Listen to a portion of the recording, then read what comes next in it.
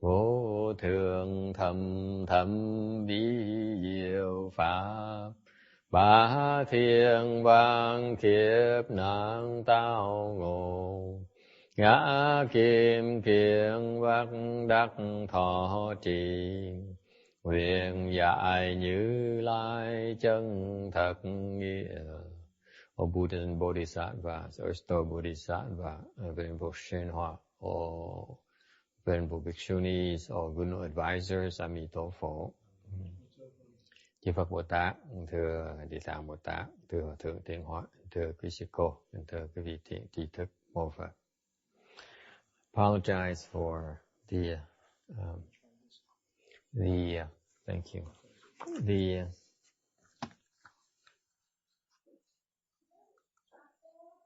That's better, thank you. The lack of preparation.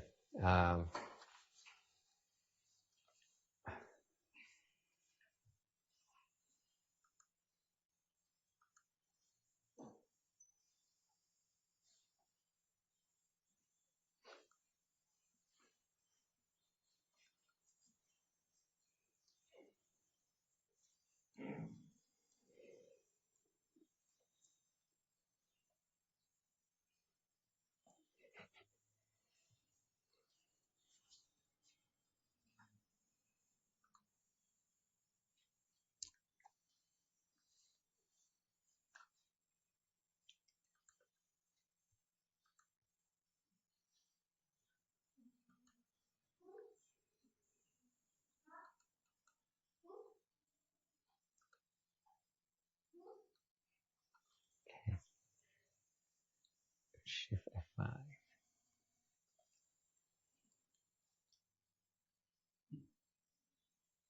Okay, sorry about that. Xin lỗi quý vị, hơi bụp chụp một tí, quay về. Okay, we are on 603, cái tấm số 603.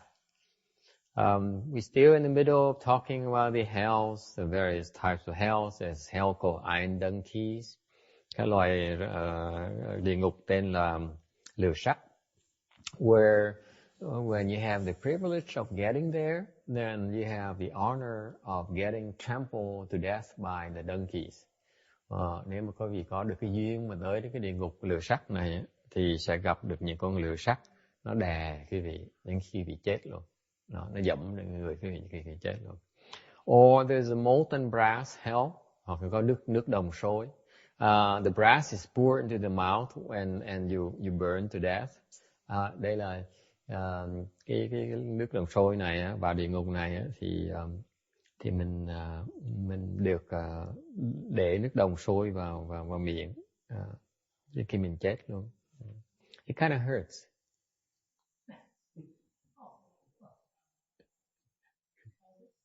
Kind of. Tới chỗ này nó chắc nó hơi đau đớn một tí.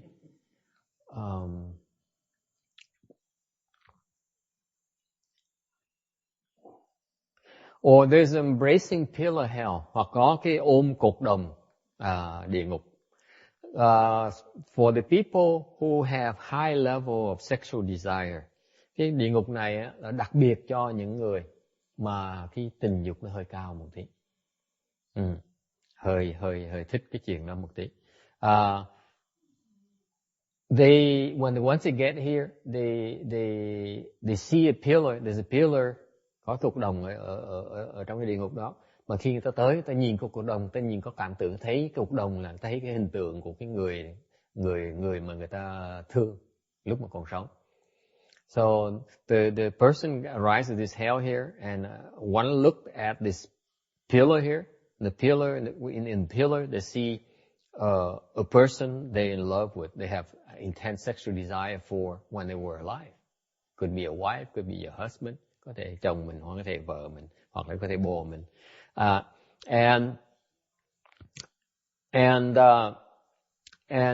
So they rush over to embrace the pillar, to embrace the person, that image of the person. Thấy cái hình bóng người đó, thành lật đật chạy qua chụp ôm choàng cái người đó.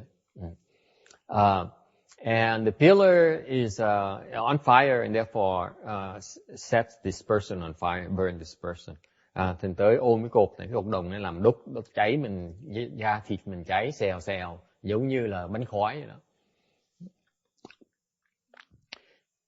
And there are also other bugs that also help with the torture. Rồi có những cái con trùng, những con sâu bọ, nó chung vào mắt mình, nó hành hạ mình thêm nữa.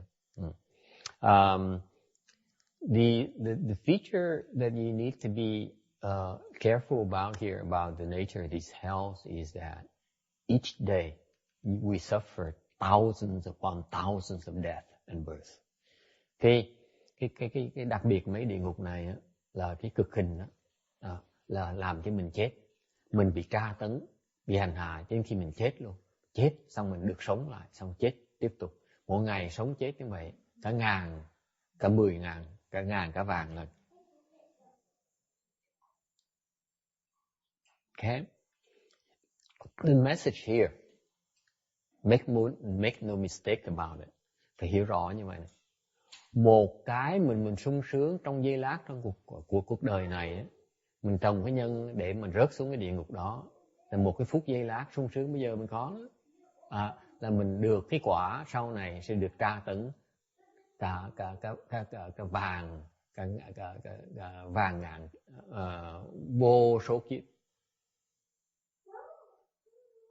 Message is very clear. For the little pleasure, short-term pleasure we experience here in this lifetime here, okay, we're not careful, we plant the seeds to fall down there and to suffer, to undergo torture for thousands upon millions of nayutas, of kalpas, of suffering. And for each day of those kalpas, you endure thousands upon 10,000s of deaths. So, in other words, make no mistake about it. Okay, the offenses we create, okay, the retribution is extremely inconceivable. It's not really worth it at all. Nếu mà hiểu như vậy thì rõ ràng là những cái thú vui, những cái mình có được tạm bợ cái cuộc sống này đó, nó cái trả giá quá đắt đi, quá cao đi, chưa đi nghĩ cho qua. Okay. For example, let's think about it. The sensual pleasures we endure, we experience. Chẳng hạn như là cái địa ngục này, chẳng hạn là cái địa ngục về cái tình dục. Cái tình dục mình sung sướng đó, nó trong một giây lát đó. Okay. For example, I have a lot of men here today, 3 men here exactly. So the men who especially in the latest news where this famous golfer apparently had a lot of girlfriends. He is married to this gorgeous wife already, and yet it's still not enough. He still goes out and carries on with these sexy women. Oh, perfect! Just the right timing for John here. Talk about sex.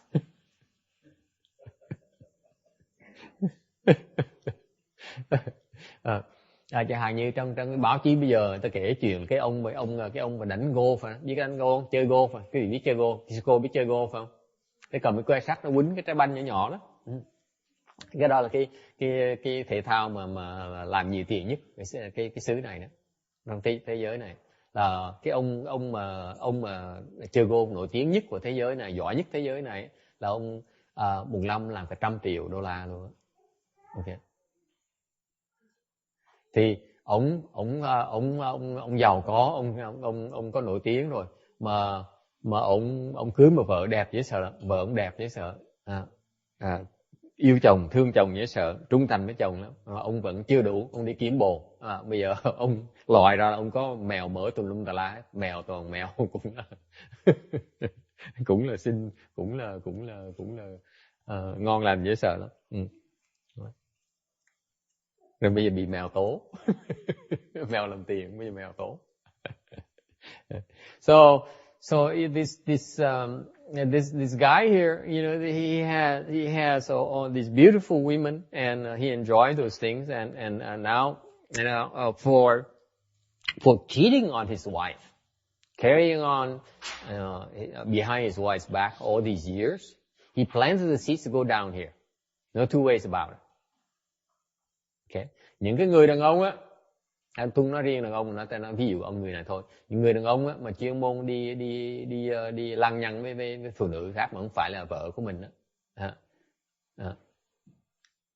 Nhất là mấy người bên Á Đông mình biết cái chuyện đó, mấy ông chuyên môn đi chơi hoang. Cái chuyện thông thường dễ sợ lắm. Từ mấy ông nó trồng cái nhân để rớt xuống cái địa ngục này, là thì dễ sợ lắm quý vị ơi. Nó tra tấn cực kỳ đau khổ. I'm telling them that if you realize that you violate, you create these types of offenses, you are creating this hell here. It's getting ready for you to accept you, to take you when you die. And you go down here and you endure all these sufferings. Okay?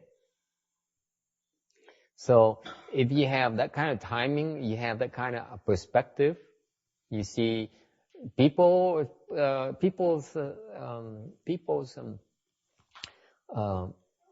viewpoint is not long term enough. People's view they're not planning long term enough. Những cái người phần lớn người thông thường ta không nhìn xa, nó nhìn hơi cái mắt nhìn cái hiểu nó hơi thiển cận một tí.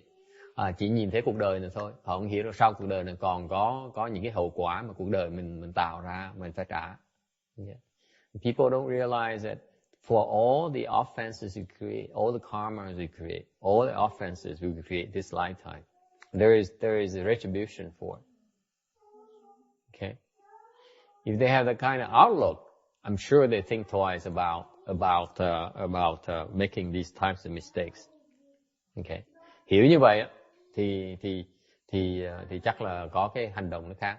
In particular, in the Western world here, where in the West, where sexual indulgence is a common thing, widely accepted thing. That's why these hells are very, very well populated. Nhất là bên cái thời đại này, nhất bên phía Tây phương này, Âu Châu này, bên Tây phương, cái chuyện mà thỏa mãn cái dục tính mình là chuyện thông thường đó. Thành bởi những cái địa ngục mà ôm cột đồng này đó, nó rất đông người. Xuống nó đông dễ sợ lắm. Very, very heavily populated, this hell. Any questions?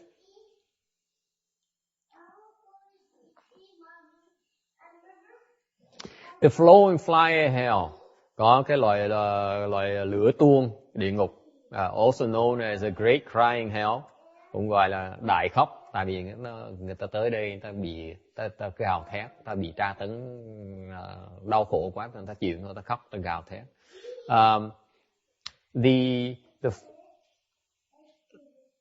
The fire flow like a current and it burns us to death, burns all, even the bones and marrows. It's how fierce it is.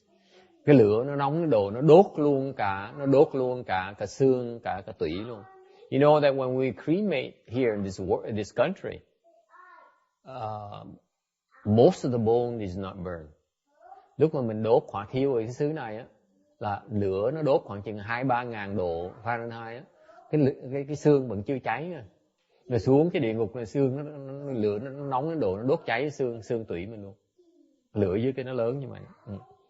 And this fire here, this fierce fire here is from the lust fire. Okay. Tại sao lửa nó nóng như vậy? Cái lửa này nó tượng trưng cho cái quả báo của cái dục tính của mình, cái lửa dục của mình, nó nóng dễ sợ, đốt hết.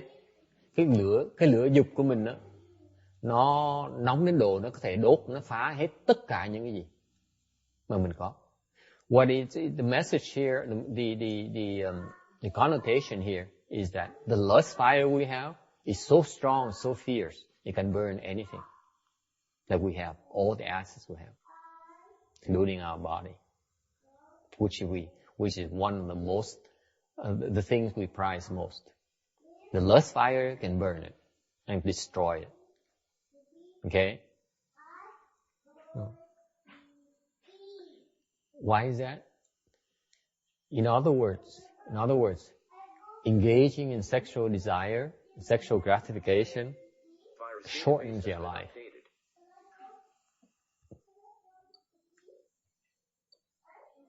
Nói cách khác, cái lửa dục á, nó sẽ đốt hết cái cơ thể mình. Cái mình quý nhất á, một cái những quý trong cuộc đời nào là cơ thể của mình. Cái lửa dục nó có thể đốt.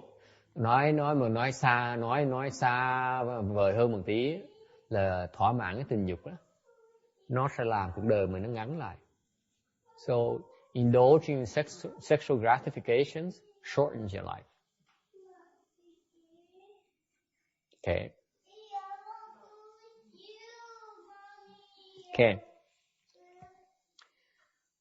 And there are all kinds, not only the fire flowing, but there also the cases where there are mountains with fire everywhere, and the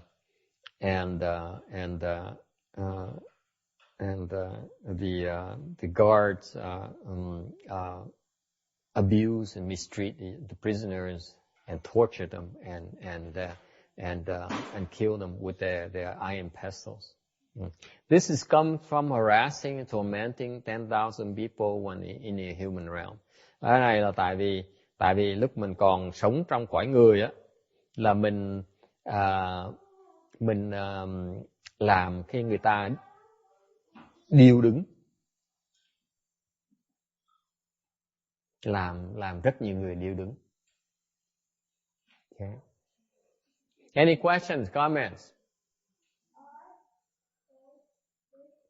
There's a plowing tongue hell. Có một cái loại địa ngục tên là cày lưỡi. For those who slander triple jewel and commit the other types of mouth karmas. Cái địa ngục này là đặc biệt dành cho những người mà đã phỉ báng tam bảo và tạo những cái loại khẩu nghiệp khác. You make it this hell here, they pull your tongue out with hooks to several feet, and then furrow it with a plow, and plow it. Cái chỗ địa ngục này là kéo, có mấy cái người lính phải cầm cái móc, ta kéo cái lưỡi mình ra, kéo dài cả mấy thước luôn á, xong lấy cái cày cái lưỡi mình. Okay. The head chopping hell, có loại cái địa ngục tên là chặt đầu. For beheading living beings. Chặt đầu tại sao? Lúc mình làm người á, mình chặt đầu chúng sanh. Chả hạn như chặt gì ha? Chặt gà, chặt đầu vịt, chặt đầu heo. In particular, the Asians are fond of chopping the heads of chickens. A common thing, a daily thing, a weekly thing for most people. Or ducks, or pigs, or piglets, okay? And mutilate their heads. Hoặc là mình làm nát cái đầu của mấy con mấy chúng sanh khác, chẳng hạn như là rắn đó. Người ta giết rắn, người ta đánh nát cái đầu con rắn này. For example, I witnessed some people killing snakes by crushing their heads, and therefore killing them.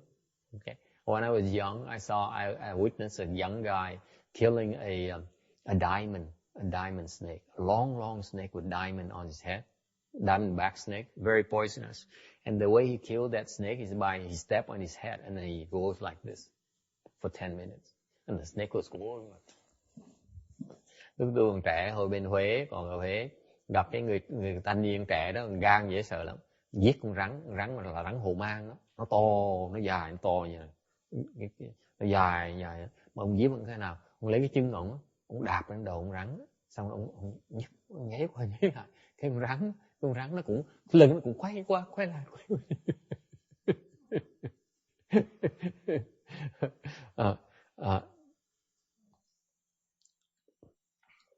And if you go down here And the hell soldiers use knives and axes to skin you, to chop you, like chopping the heads of lambs, and skin where your skin feels ripped off.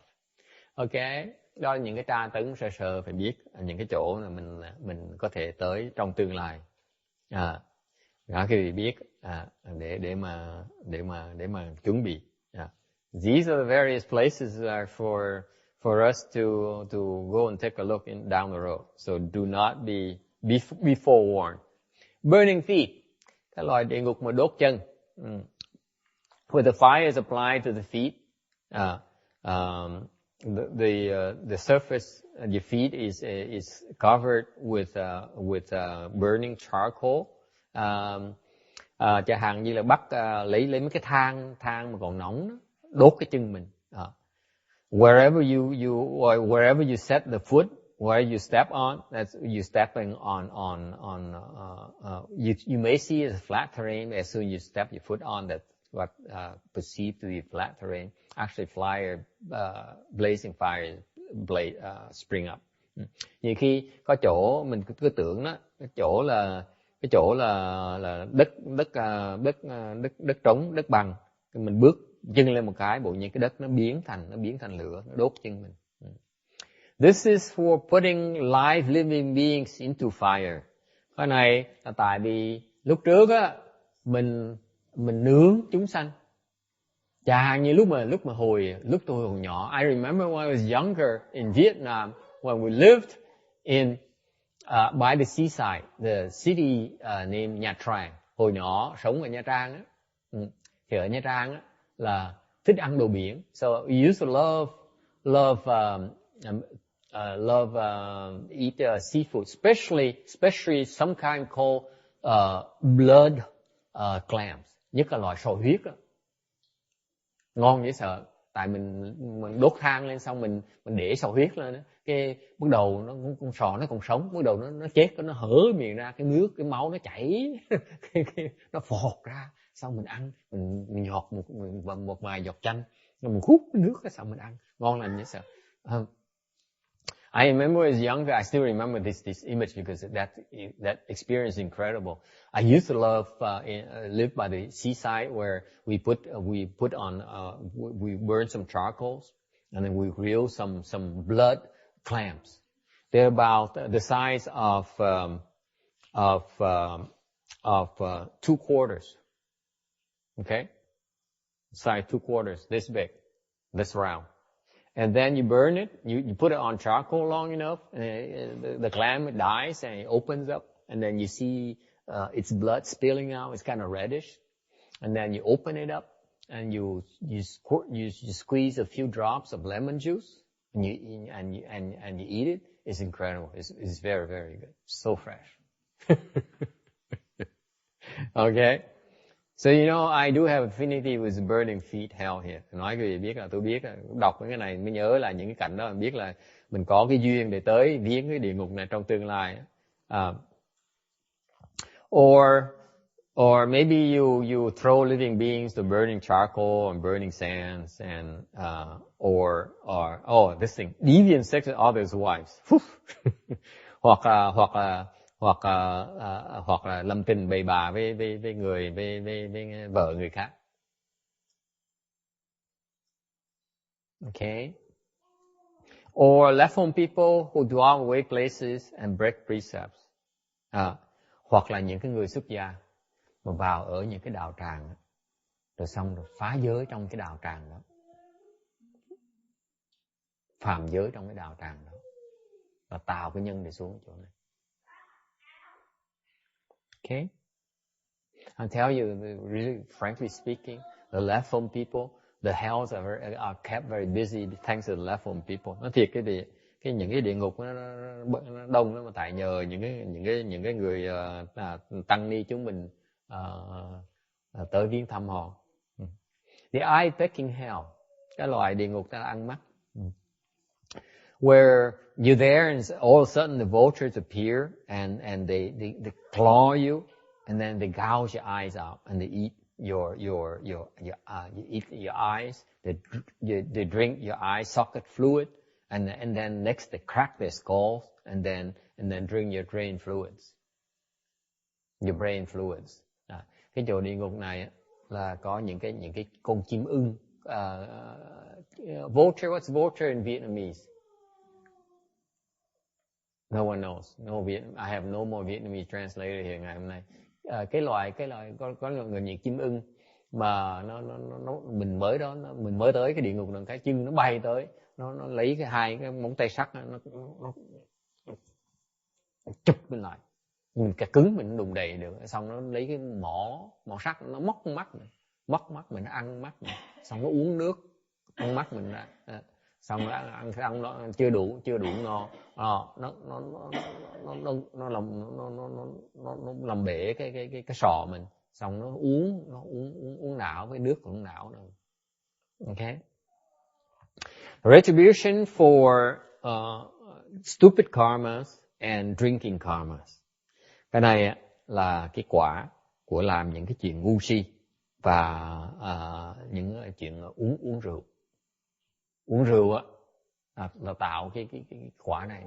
So drinking alcohol causes this kind of retribution. Okay? Yeah?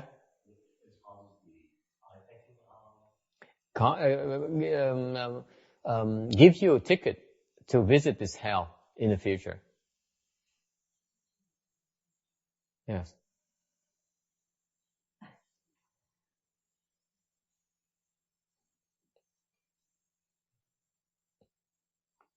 No, let me clarify.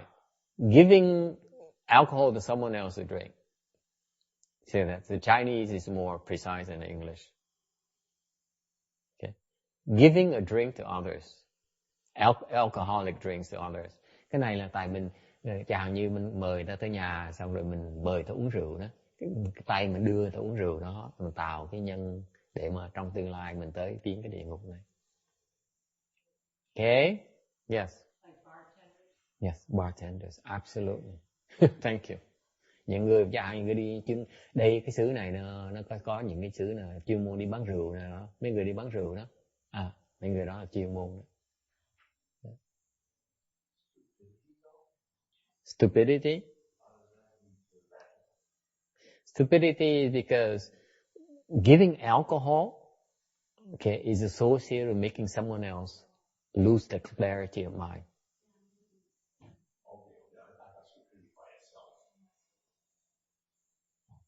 Yeah, it's associated with the causes of the causes of stupidity is because you have alcohol.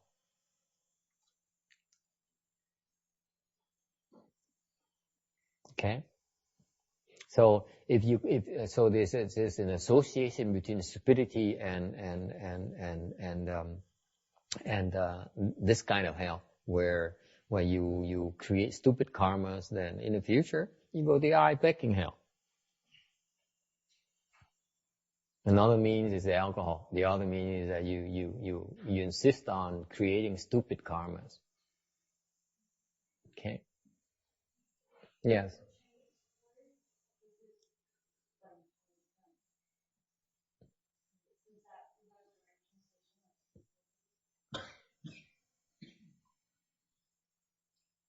I'm not sure. I see where you're coming from. Maybe it should be bun instead of bun. Okay. But you can interpret it either way. Basically, it's from giving. From giving alcohol to others. Okay. Or you could say it's bun, but then I doubt it's bun because bun is rarely used in the Mahayana context because is way too informal. They usually use yu chu. They rarely use bun. So I think it's bun. Yeah. So basically it's from giving alcohol. Because basically you start giving alcohol, you make other people stupid, so yourself in the future will also become stupid. You see, so this is usually the starting point for a lot of people. People start out being very smart, so they buy these fancy drinks and these fancy alcohol and wine and dine others. That's how it started. So they make other people stupid, so in the future they themselves become stupid. And they created more stupid karmas on top of it. Okay? All right. Iron pellets, viên sắt. They flew and hit you in the head and the body and kill you. Or in some cases, maybe you swallow them when they are pretty hot, and you are scalded to death. Mấy cái viên sắt này hoặc là nó từ xa nó bắn những viên sắt nó cho mình chết luôn. Nó giống như dùng đá viên sắt nó ném mình chết. Hoặc một trường hợp khác có thể những viên sắt này nó nóng, nung nóng, nó bắt mình nuốt viên sắt nó nuốt xuống thì nó đốt miệng, đốt cổ, đốt bụng, đốt bao tử, đốt ruột dài, đốt tất cả thân thể mình cháy, mình chết. Okay. 611. Quarreling hell, có cái địa ngục tên là cãi cọ. For those who like to argue and fight. Có những người mà thích cãi lộn và thích đấu. Why do people argue and fight? From greed or from jealousy? And these people often indulge in anger. Tại sao thích cãi cọ với thích đấu nhau, thích giành giật đấu nhau? Là tại vì từ cái lòng tham với từ cái lòng đố kỵ. Okay. Và những cái người này rất thường nóng giận. These people here will be constantly tormented and berated by a lot of ghosts. And the iron claws, they mutually harm each other. These razor sharp claws naturally appear in the hands. They use it to fight each other. Tới địa ngục này là mình thường trực bị những cái con quỷ, rất nhiều con quỷ nó tra tấn hành hạ mình, nó chửi bới mình. Xong rồi về chưa xong nữa, rồi còn những cái ngục nhân với nhau đó, tự nhiên tới đó một cái tay nó biến ra những cái dao bén sắt, nó biến trong tay nó biến thành ngón tay thành những cái dao sắt. Những cái tội nhân đó đấu nhau, đâm chém nhau. Okay. Iron axe hell, cái rìu sắt, where your head is axed off, just like the other iron pellets hell. You just got out of it, and then now you get to this hell here, and that's where they put you on top of the hot iron, use axe to chop your heads and ears and your body. You scream in pain and in terror. That's from having an axe as your mouth, and you use evil words to harm people with. And that's why you undergo this body karma retribution. The body undergoes this mouth karma retribution. Thì cái chỗ này tới cái chỗ này là cái rìu nó chặt cổ mình, chặt đứt cổ mình. Thường ai tới chỗ nào, cái chỗ này những cái tù nhân mà tới cái ngục này là mới từ cái địa ngục viên sắt mới thoát ra. Thoát ra cái mừng quá, mới thoát ra, bỗng nhiên tới cái chỗ này là bị mấy cái tù binh, mấy cái ngục binh đó, nó chụp lại, nó trói trên cái tấm sắt đó. Xong rồi nó dùng những cái rìu sắt nó chặt thân thể mình đau đớn dễ sợ, mình la hét và mình kinh hoàng. Đó là làm sao? Tại mình trồng cái nhân trong quá khứ, mình đã dùng cái miệng mình để mà hại chúng sanh, để mà chặt chúng sanh. Cái miệng mình ác đến độ giống như là cái dao, cái búa nó chặt chúng sanh. Vì vậy cái thân mình phải trả cái nghiệp này, trả nghiệp của trả cái khẩu nghiệp. Okay. Notice that these hells are adjacent to each other. Phải nhớ rằng hai cái địa ngục này, cái ví dụ cho quý vị thấy rằng cái địa ngục rìu sắt này với cái địa ngục viên sắt này nó sát nhau. So what happened is that, what does it tell you? You create these types of karmas together. You rarely create one type of mouth karma and not create the karmas for the eye and palate hell. That's the message here. Yeah. When we create evil karmas, we create them similar. There's a family of evil karmas we create. Okay, and that's why all these hells are adjacent, so that there's no time is wasted to go from one retribution to the next, because we create them simultaneously or sequentially. Tại sao những cái địa ngục nó sát nhau như vậy? Nó sát nhau có nghĩa là khi mình tạo cái ác nghiệp á, thì mình tạo ác nghiệp, từng loại ác nghiệp mình tạo, nó liên tiếp tạo với nhau. Thành ra một khi mình tạo cái ác nghiệp, cái khẩu nghiệp á, thì mình tạo những cái ác nghiệp để mình loại khác, để mình đi tới cái địa ngục viên sắt để được tra tấn. Khi mình làm bậy á, mình làm bậy đủ thứ bậy á, thành những cái địa ngục nó phải sát nhau để mình có cơ hội mình trả hết cái nghiệp sát nhau. Okay.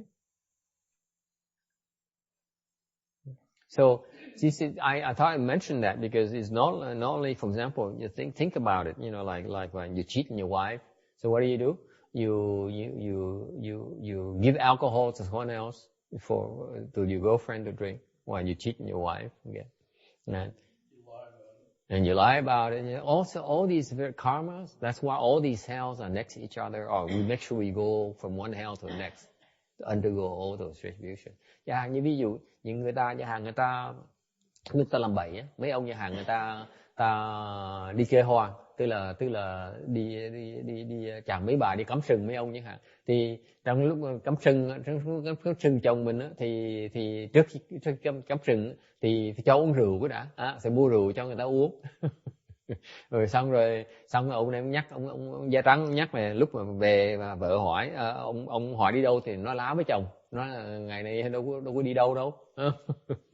Thành mình tạo hết cái ác nghiệp tới ác nghiệp khác thì mình phải trả, bởi cái địa ngục nó phải đi từ hết địa ngục tới địa ngục khác.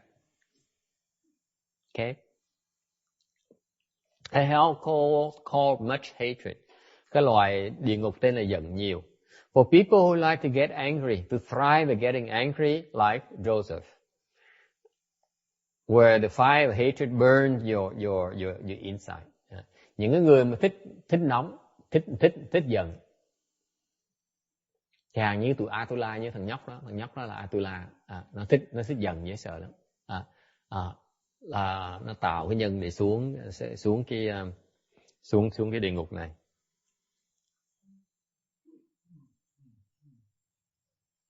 Okay, and with iron claws, the prisoners mutually harm each other, and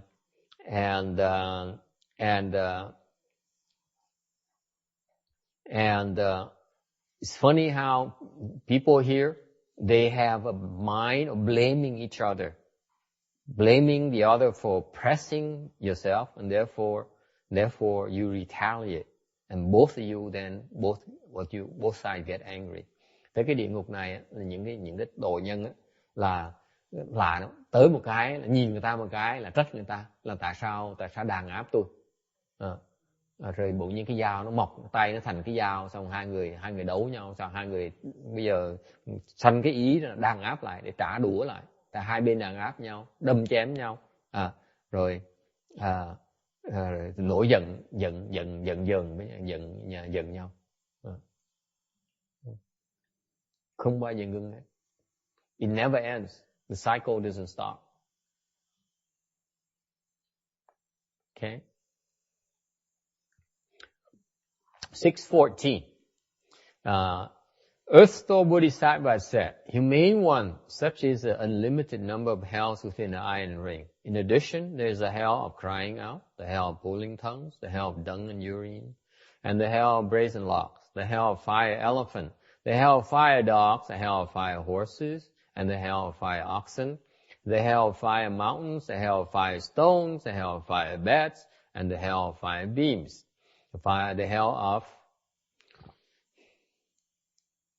The hell of fire eagles, the hell of sawing teeth, the hell of flaying skin, and the hell of blood drinking, the hell of burning hands, the hell of burning feet, the hell of hanging thorns, the hell of fire horses, the hell of iron rooms, and the hell of fire wolves. Such are the hells, and within each of them there are 1, 2, 3, 4, or as many as hundreds of thousands smaller hells, each with its own name. Yeah. Basically, yeah. Whatever you can conjure up in terms of evil mind, can think of, there's a corresponding hell that is created. Absolutely. And you also say the key to escaping the hell is if you can wake up, if you're in that hell and you can wake up to wisdom, the hell disappears. In principle, yeah. In principle, but not necessarily. But it's impossible. Basically, it's impossible for you to have that kind of clarity.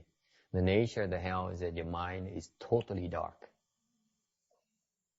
When it's that dark, your mind cannot possibly have any sort of clear kind of thought. It's virtually impossible. Okay. Ông này ông hỏi, có thể nói là những cái bất cứ cái gì mà cái có đủ loại địa ngục hết, bất cứ mình ác có thể nghĩ được cái ác gì, có loại cái địa ngục nó tương đương như vậy, nó tương ứng như vậy. Tôi nói đúng. Những cái địa ngục này nó chỉ là diễn tả sơ sơ, mô tả cái vị sơ sơ thôi. Bất cứ những cái tư tưởng ác quý vị đó mà có trong đầu đó là quý vị đang tạo cái địa ngục, trong tương lai là quý vị trả cái nghiệp đó. Thì làm sao thoát được? Ông nói là nếu như theo trên lý thuyết mình chỉ có, mặc dù trong địa ngục này mình thoát địa ngục bằng cách là mình có một cái tư tưởng nó sáng suốt. Thì tôi nói trên lý thuyết thì có thể, thì khi mình có được cái tư tưởng sáng suốt mình thoát ngay lập tức. Vì cái khổ khi mình trong cái địa ngục này thì cái đầu mình nó tối tăm không thể tưởng. Không cách nào có được ánh sáng gì trong cái đầu mình hết. Thành cách nào nghĩ được cái tư tưởng gì mà sáng suốt hết. Thành thoát vào cái địa ngục nó khó thoát như vậy đó. Cái tâm mình nó tối quá thì không cách nào mình nghĩ chuyện thoát nổi. Mình chỉ chịu khổ thôi. Không cách nào thoát nổi. Okay. Are you done with Chinese?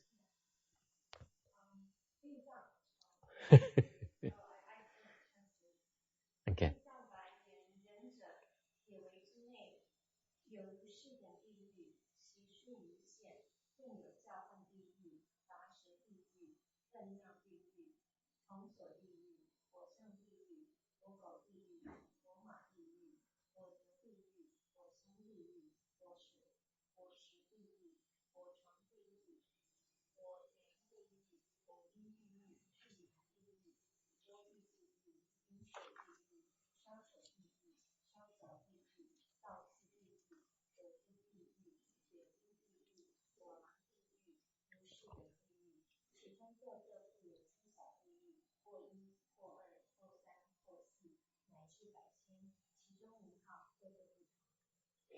Địa Tạng Đại Sĩ nói với Đại Bồ Tát Phổ Hiền, thưa nhân giả, trong dãy núi Thiết Vi có những địa ngục như vậy, số lượng vô số.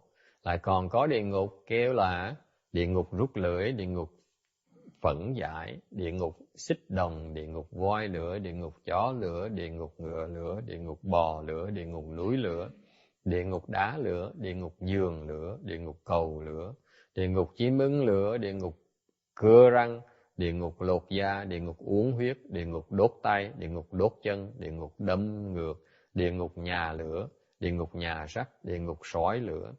Những địa ngục như vậy, mỗi thứ còn có những địa ngục nhỏ phụ thuộc, hoặc 1, hoặc 2, hoặc 3, hoặc 4, cho đến hàng trăm, hàng ngàn và tên gọi khác nhau. 617. Generally, just like John just pointed out earlier, we basically name these hells in general. There's unlimited number of hells with unlimited number of subsidiary hells. Tại như hồi nãy cái ông đó ông nói trước vậy, ông nói là ông có phát biểu ý kiến, ông nói là những cái địa ngục mới diễn tả đó là mới một số nhỏ thôi, và tượng trưng cho những cái vô hàng hà sa số địa ngục. Và mỗi cái địa ngục nó còn có những cái địa ngục phụ thuộc, vô tận địa ngục phụ thuộc. Such is the unlimited number of hells. Vậy có những cái địa ngục nhiều như vậy đó. Okay.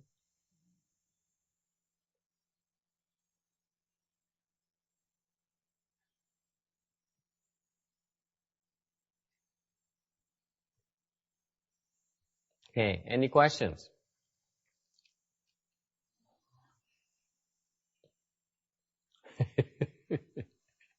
Snoring? Thank you.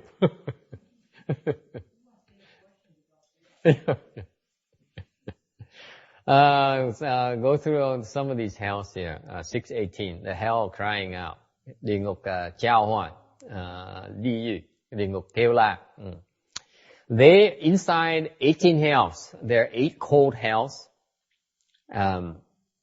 Trong cái 18 cái địa ngục, cái loại địa ngục lớn đó, đại địa ngục thì có loại 8 cái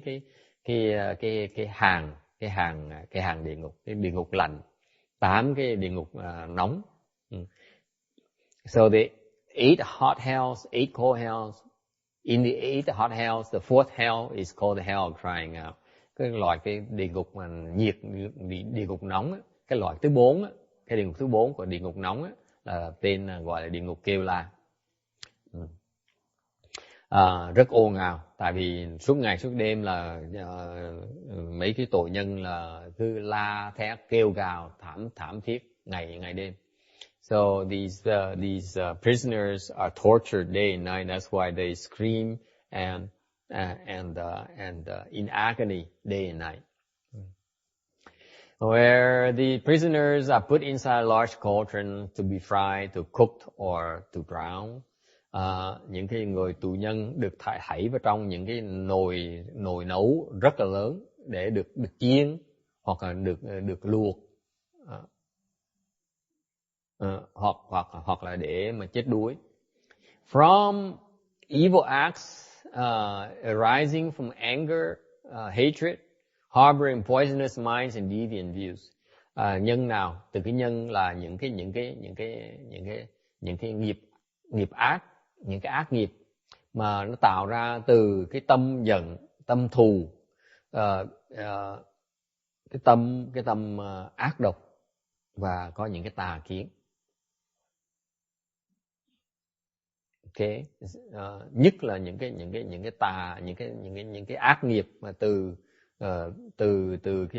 cái lòng thâm, lòng dâm dục của mình đó.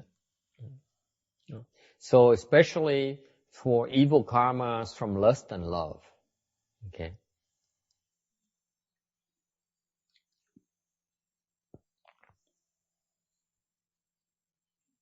Okay, questions? 619, the hell pulling tongue, cái loại địa ngục rút lưỡi, pull out people's tongue with iron hooks, kéo lưỡi ra với cái móc. The hell dung and urine, cái địa ngục phẫn giải, dung and urine everywhere, and when you're hungry, you have nothing but you find yourself eating dung and urine and drinking urine when you're thirsty. Cái chỗ này á không có đồ ăn. Bệnh nhân á, lúc mà đói á, là ăn phẫn với là uống nước giải. Okay.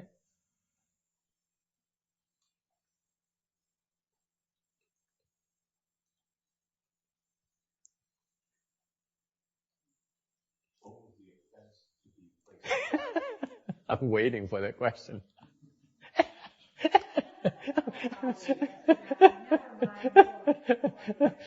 Tôi ngồi tôi đang đợi ông hỏi ủa mình tạo cái nghiệp gì mà tới đây làm nghiệp gì tới đây. Tôi nói cảm ơn ông, tôi đang đợi có người hỏi câu đó.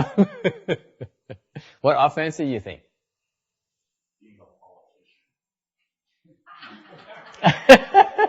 Like Barack you mean?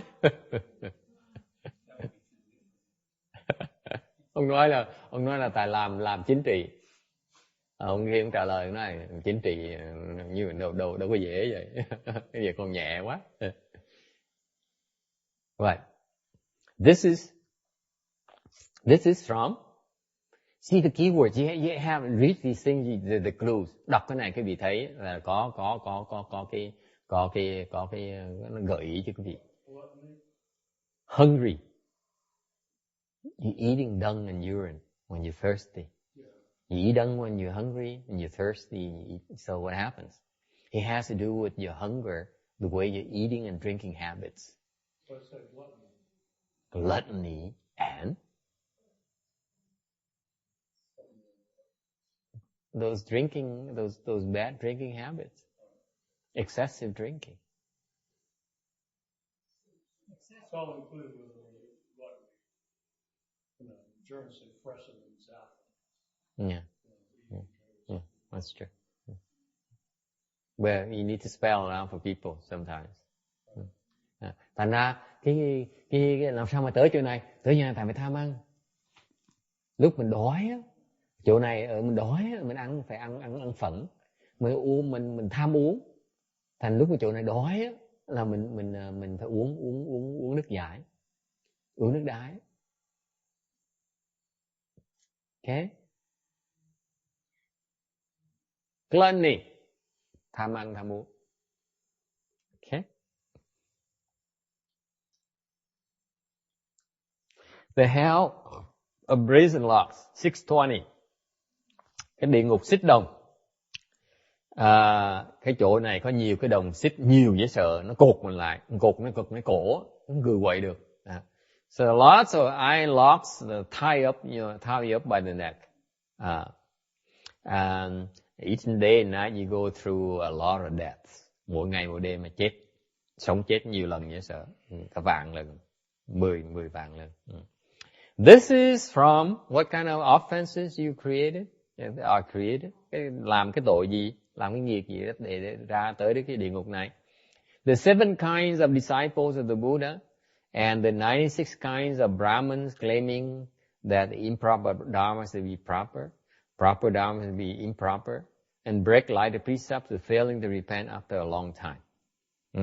Đặc biệt cái chỗ này á, okay, là những cái người Phật tử đó của Phật đó, với những cái người mà Bà La Môn đó, ta nói là bất chánh pháp gọi là pháp, và là chánh pháp, ngoài chánh pháp gọi là bất chánh, hoặc là phạm những cái giới nhẹ nhưng đều không có chịu sám hối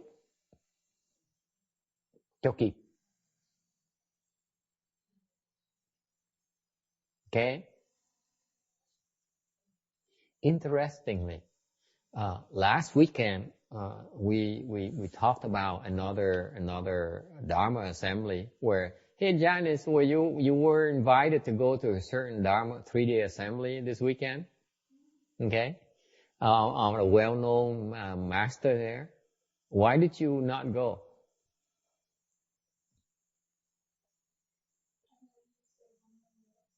Oh, you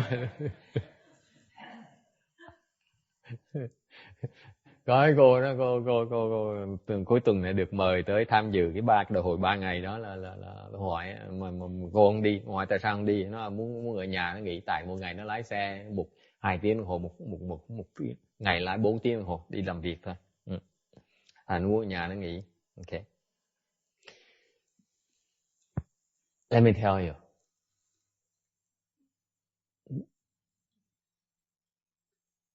This particular monk who organizes his Dharma assembly, he's deviant. Cái người mà tổ chức cái pháp hội này tầm bậy. gọi là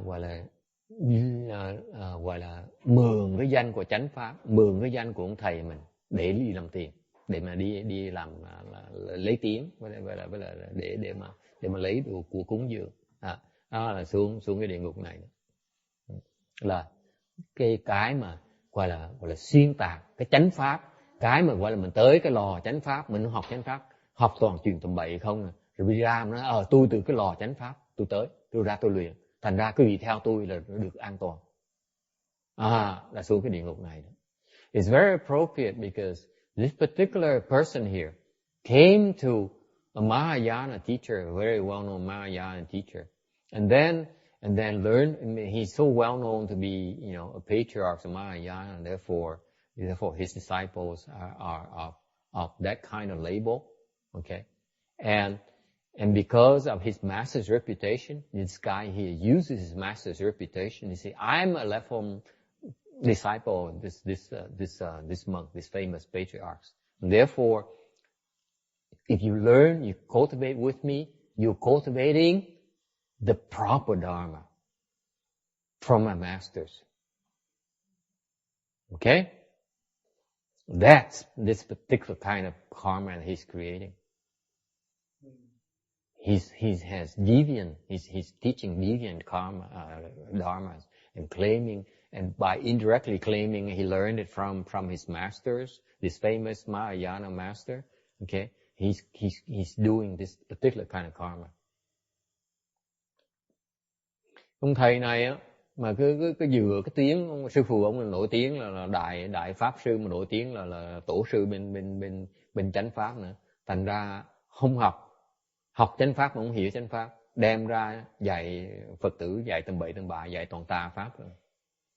Lúc mà còn ở với sư phụ ông giảng kinh giỏi hay dễ sợ lắm. Bây giờ ông giảng kinh tầm bậy tầm bạ không à. So when he was under his masters, within his master's system, when he explained dharmas, he received his master's help. So whatever his dharmas, sutras he explained, he did a very good job. But as soon as he left the system and went on his own, okay, his sutra explanations are horrible. They're improper dharma. Thì một khi mà ông rời cái hệ thống đó, ông ra ông giảng pháp tầm bậy không. Okay. Hellfire elephant. 621. Có cái loài địa ngục tên là voi lửa, where the fire elephant all are raging, these fire elephants on fire, they trample you to death. Có những cái voi nó cháy, nó bốc cháy, nó tới nó đạp mình cho mình chết luôn. Okay, tại sao vậy? So what happened is during Kashyapa Buddha time, cái đó là tại sao vậy? Cái thời mà Đức Phật Ca Diếp đó, a bhikshu failed to hit the board before the meal offering. Hồi đó là trước khi mà dùng bữa ngọ thì có một cái người tỳ kheo đó không có gõ bảng. And when a lay person, a white robe meaning is a lay person, when a lay person asked him, how come you, master, why didn't you hit the board? And the bhikshu then replied that the other bhikshus are like white elephants. They can eat and they never full. Therefore, by not hitting the board, they don't know, they don't come to the lunch hall, they eat the meal. Therefore, he saves a lot of food for the offerings for the following days. And later, he fell in his hell and received the white elephant body. Thì hồi đó là cái ông tỳ kheo đó, lúc mà tới buổi trưa dùng trưa, ông không có gõ bảng. Okay, không có gõ bảng. Tại gõ bảng, tại thường cái chùa nó lớn như sợ, phải gõ bảng. Những người tỳ kheo khác, nhiều người khác mới biết cái thời giờ tới giờ ăn. Người ta tu, thì ta ngồi ta thiền, ta không biết thì giờ, ta quên thì giờ quá. Hoặc ta làm việc, ta bận quá, ta quên thì giờ. Tại khi gõ bảng ta mới biết, ta lần tới ta ăn. So what happens in a big temple environment, lots of people live and practice. Maybe some people are practicing meditation, some people are working, okay, in the field, and therefore very, very all spread out. And they don't know that lunchtime. They forget. They don't keep track of time. is no wristwatches back then. Hồi xưa không có ai mang đồng hồ trên tay hết đó, không có đồng hồ. Thành cái lúc mà duy nhất người ta biết á, là khi nào tới giờ ăn á, tại nhất là trong mấy thầy mấy cô ta ăn một ngày một bữa nữa. Thành ra tới giờ ăn nó quan trọng lắm. Tại lúc mà tới giờ ăn phải gõ bảng người ta biết ta tới ta ăn. Thôi ta trật một cái là phải nhịn tới ngày hôm sau. So what happened is that back then people didn't have wristwatches. There aren't a lot of watches around. Therefore, when people are spread out all over the temple, okay, then they don't know when it's time to eat. So that's why you need to hit the board for them to know. Then they gather to the lunch hall and eat.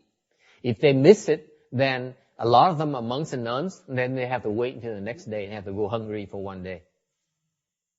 That's why the practice hitting the board is very important in a temple. Thành ra trong cái chùa, cái chuyện mà gõ bảng buổi trưa trước khi ăn gõ bảng quan trọng lắm. Okay.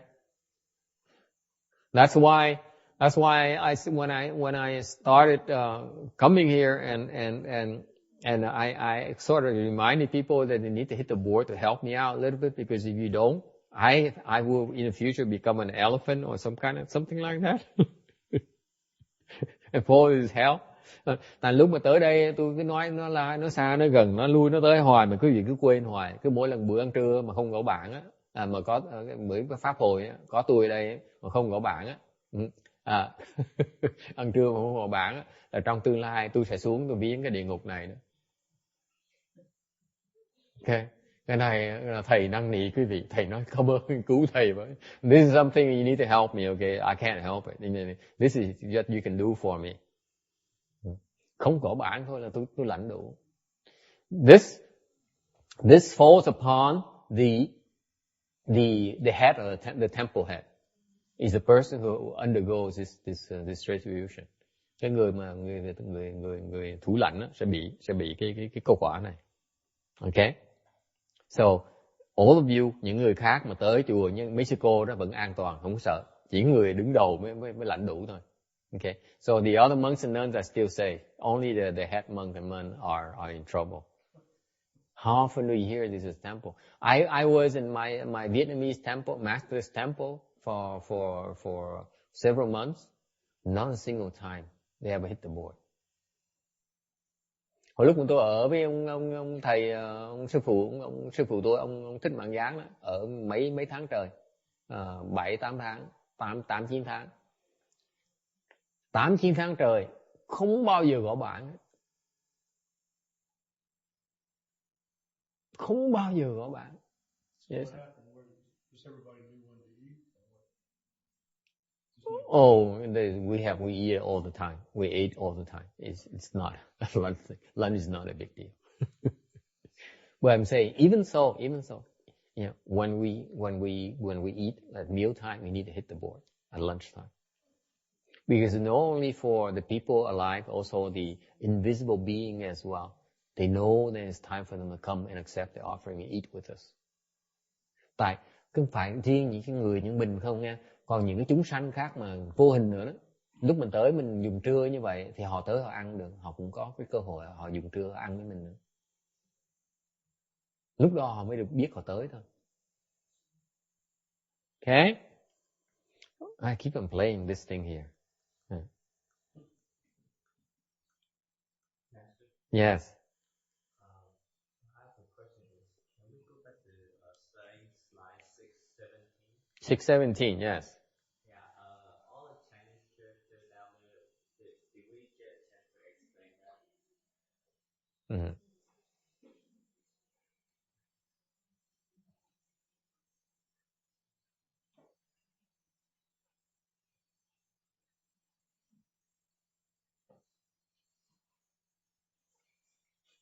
That's what John was referring to earlier.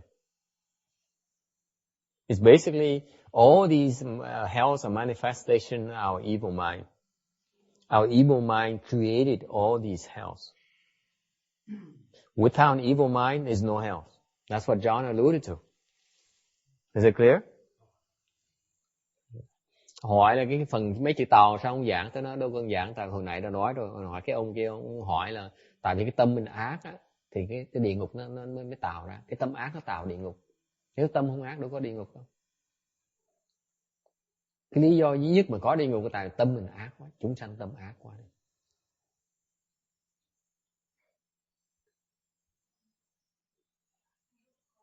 Yes. Yeah.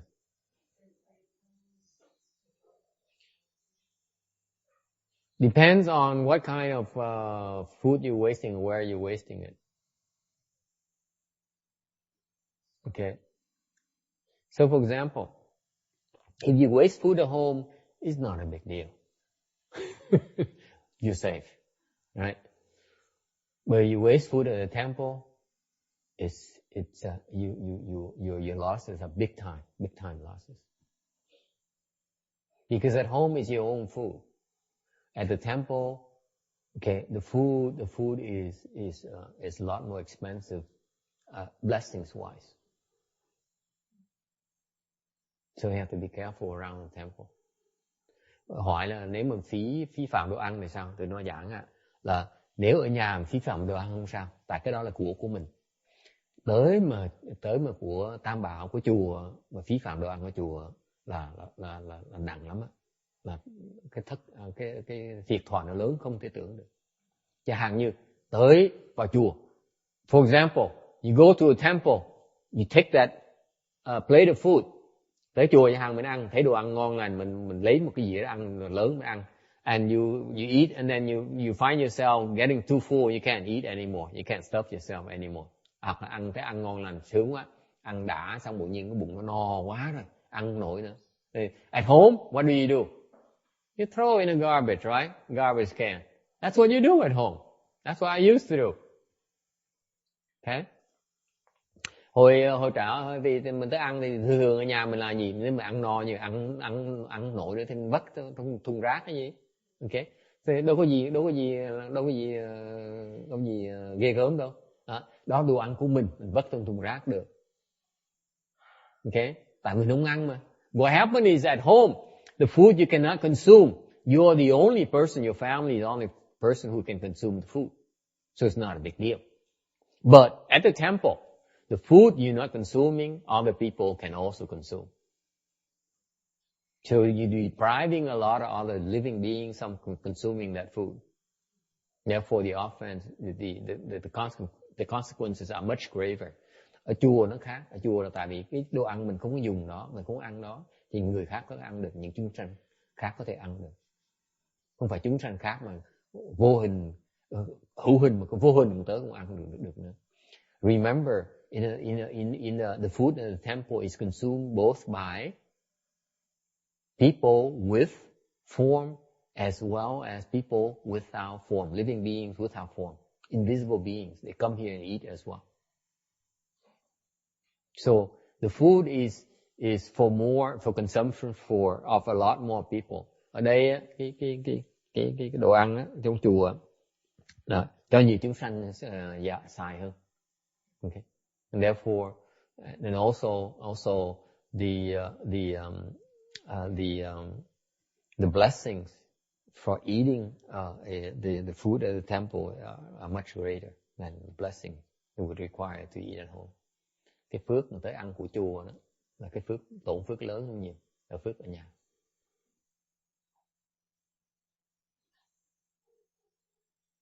Does it help?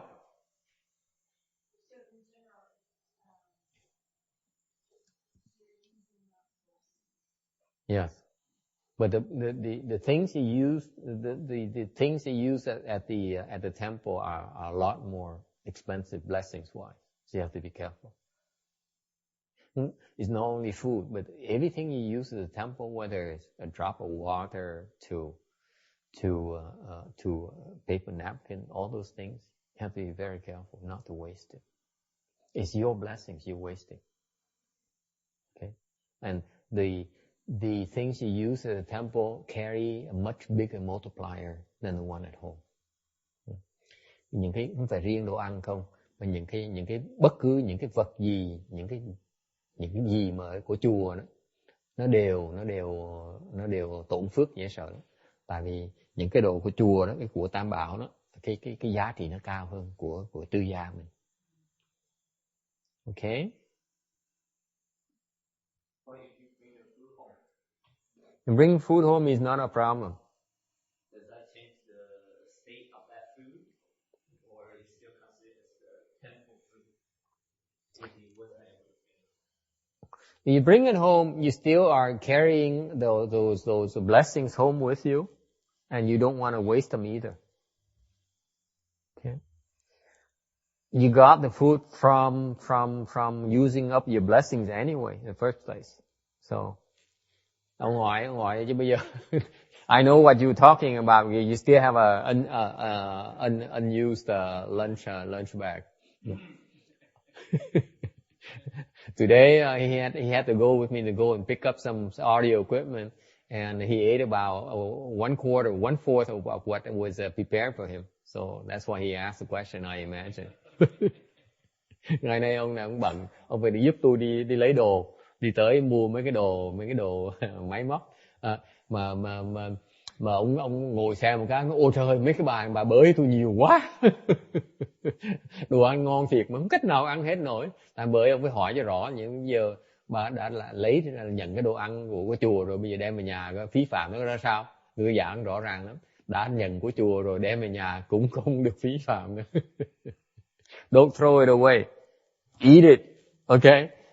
Eat it. Take as long as you need to eat it, but don't throw it away. Đừng nói đã lấy của chùa về, đừng có vất vào thùng rác này, cứ ăn hàng một ngày không hết, ngày sau ăn hết, ngày sau nữa ăn hết, chứ đừng có vất, đừng có phí phạm, đừng có dại. Yes.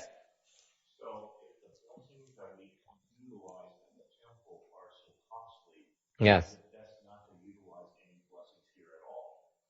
Ông ngoại nếu mà tới đây mà mỗi lần xài của này mà tổn phước như vậy thì mình xài chi dại dột vậy? I agree. That's how I feel about it.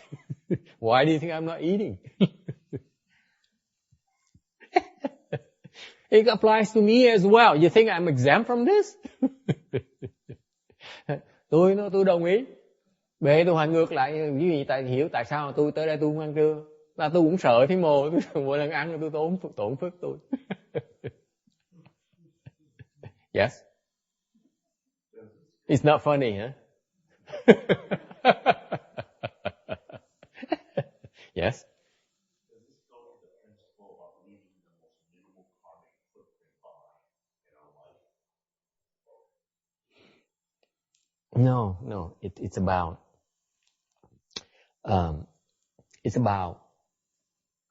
It's about being aware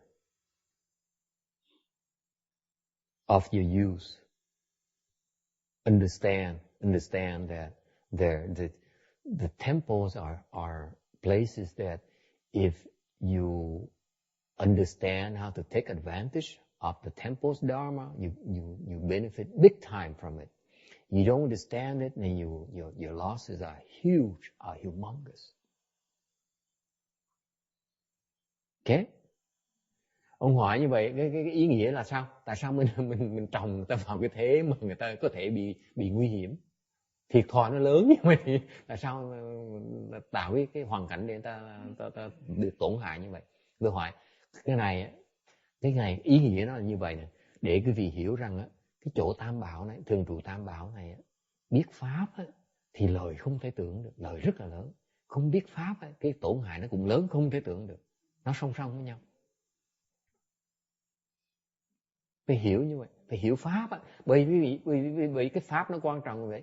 Hiểu cách tu, hiểu cách mà cư xử trong chùa thì mình lời lớn không thể tưởng được. Mà làm trật một cái mình lỗ cũng không thể tưởng được. Phải để ý cái chuyện đó.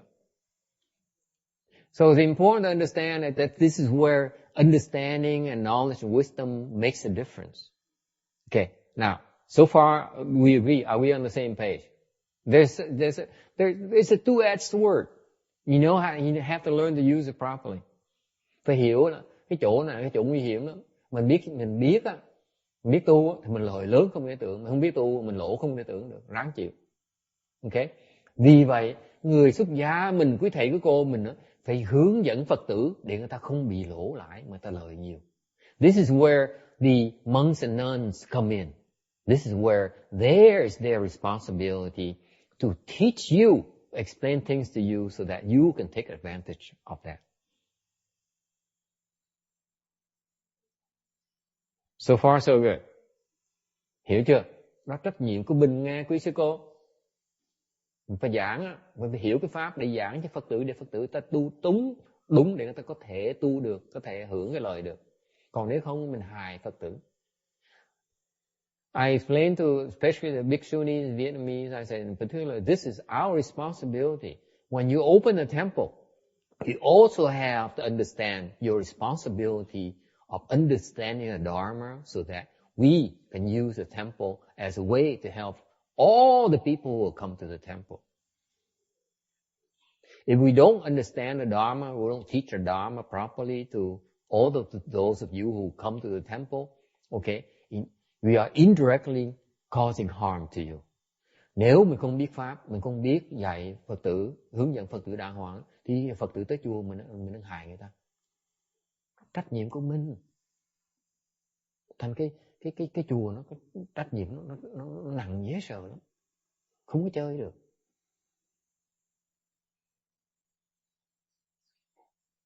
Okay? So far so good? Now, I'm sure John still is not satisfied with my answer because I have not answered him directly yet. No, I'm very satisfied. I have a different question. But I'm not done yet. Wait, hang on. Your question is not satisfied, is not fully answered yet because still it is this problem. No, it's a completely different question. Wait, hang on. I'm not entertaining any new question yet, John. Because I need to want to get to the bottom of this. Because I still leaving you hanging. Why is that? Then why do we give you food since you suffer so much? Since you take such a big loss? Huh? Right? No! Hỏi tôi, ông muốn hỏi câu hỏi khác, tôi nói không được câu hỏi của anh, tôi trả lời chưa xong, đừng có hỏi câu hỏi khác, tôi muốn nghe câu hỏi khác. Tại vấn đề vẫn là tại sao chùa mình dọn đồ ăn ra để họ ăn một cái họ lỗ đầu. John, get this. Every time we serve you food at a lunch hall, guess what happens to your saving, your blessings account? It's a big hit. Huge hit. Okay, why are we doing it to you? Tại sao mình tạo cái hoàn cảnh để hại Phật tử như vậy? Hả?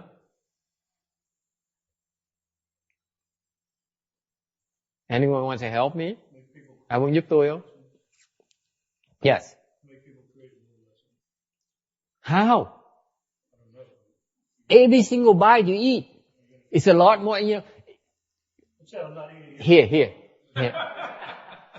Not anymore, right? Bây giờ ông nói bây giờ tôi biết là tôi không mày tôi ăn đồ ăn chùa nữa. I don't need this, right? Who needs it? Precisely my point. See, John, you still this problem unresolved. Why are we doing this to you? Huh? To help some of the people draw near the Dharma, because some people come for ceremony, some people come to lecture, some people just come to eat. So for the people that just come to eat, that's a way to draw towards the Dharma, and maybe organizations stick around and listen to a talk during lunchtime. They cannot escape. Yeah. Or they might stick around for the lecture. So this is a way for them to plant blessings and use blessings. So it's kind of helps them out. Ông đang nói là cái phương tiện thôi để mình gọi là cái người tới người ta thích muốn ăn hoặc là muốn thích đồ ăn ngon, sẵn đồ ăn ngon rồi trong lúc họ đang ăn ngon miệng cái mình ngồi mình giảng pháp người ta nghe, cái phương tiện để giúp người ta để người ta tu. Okay, very good, exactly it. You don't need to be obsessed about it. Tôi nói đừng có run, không cần run. Cứ ăn đến bơ đi. Because what happened is that maybe you're suffering big losses from eating that food there, but you are making it up by being around the temple. You're generating a lot more blessing from spending more time in the temple. Chung quy. I don't want to be a blessing popper. I want to be a blessing hog. I want a blessing galore and give out the no end. Yeah, right. If you start turning my bank Yeah. But it turns out that even you get big drainage from using the food, from eating the food, but you're getting a lot more from, let's say, listening to the Dharma, and let's say reciting Buddha's name. Trust me, the way that the other day when you decided to walk around reciting that mantra during the Ulaanbaatar festival, you generated so much blessing for yourself already. So you can use a little bit on the food. Okay, so it's okay. The bottom line is not to be horribly worried about the exact detail. Overall, when I can assure you, your temple experience, every time you step foot in the temple, in this temple, your experience, you come out ahead. You're not suffering any losses. Case in point, if it were not the case, you could not have progressed in your cultivation. You could not have got any healthier. Getting healthier is using a lot of your blessings. If you have none to use, you're suffering losses, you're suffering deficits in your blessings, you ain't got nothing new to add to your status quo. Okay? So overall, in the balance, you're coming out way, way ahead so far. Even though you're eating like crazy, you're eating too much. Tôi giảng cho họ biết, ông này cũng biết là mặc dù mình hiểu cái tường tầng như vậy á, mình thấy rõ ràng mình lỗ, mà ăn miếng ăn như vậy nó lỗ như vậy á, thì như là ngược lại, cái thời gian mà họ trong chùa này càng lâu á, thì họ tạo cái phước cho họ càng ngày nó càng lớn. Thành trong cái trung bình á, trong cái chung quy lại thì cái sự tổn hại của phước họ nó nhỏ hơn nhiều cái phước mà họ đã tạo mới, phước mới họ tạo ra. Tôi nói ví dụ, tôi có bằng chứng nào? Bằng chứng là cái ông này lúc mà tới chùa mình, ông bệnh dễ sợ lắm, ông bệnh rất là nặng. Mà nếu ông tới mà ông ăn đồ ăn mà ông chỉ tới ông dùng đồ ăn, ông tới ông ăn trưa mình này nọ không á, ông xài không á, xài phước ông không, thì làm sao ông đủ phước mà ông khỏe mà lại được, ông đủ phước mà thể tiến bộ trong cái tu hành ông được. Thành ra cái thời gian mà ông tới đây mặc dù ông xài đồ ăn, xài những cái này nọ, đều những cái phước khác mà ông tạo ra bởi cái tu hành của ông ngồi nghe giảng pháp này nọ, nó còn lớn hơn nhiều cái phước mà ông xài ở đây. Về ông mới khỏe được, vì vậy ông mới tiến bộ được.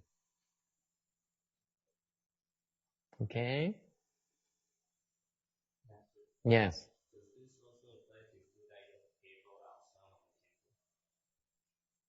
Food you have to pay for some in the temples.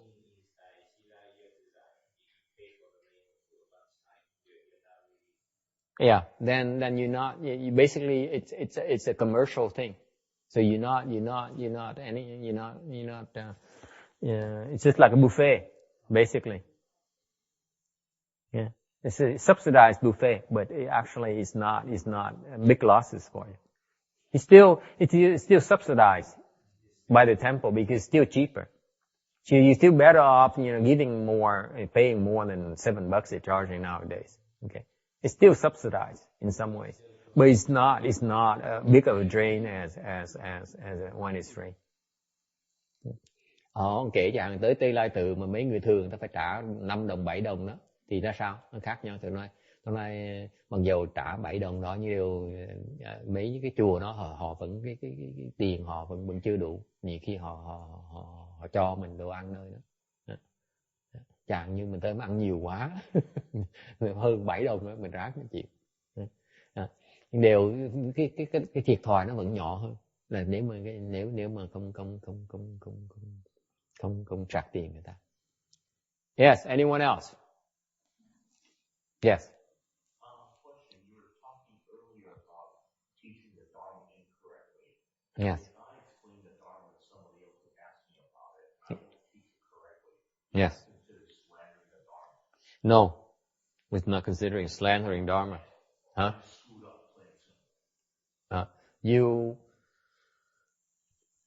When you explain the Dharma improperly, okay, it's not slandering the Dharma at all. Ông hỏi chẳng hạn như hồi nãy tôi nói cái chuyện mà giảng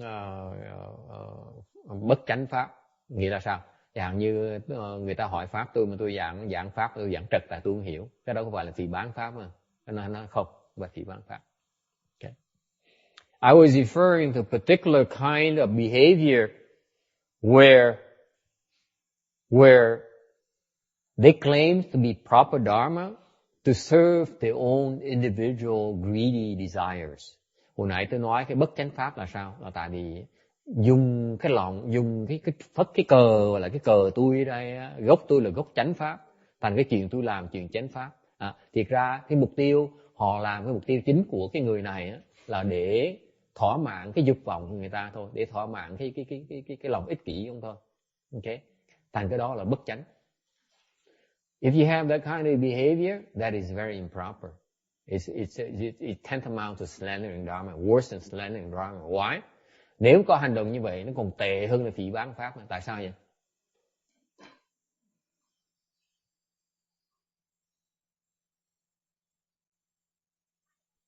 Because you are slandering the dharma under my eyes.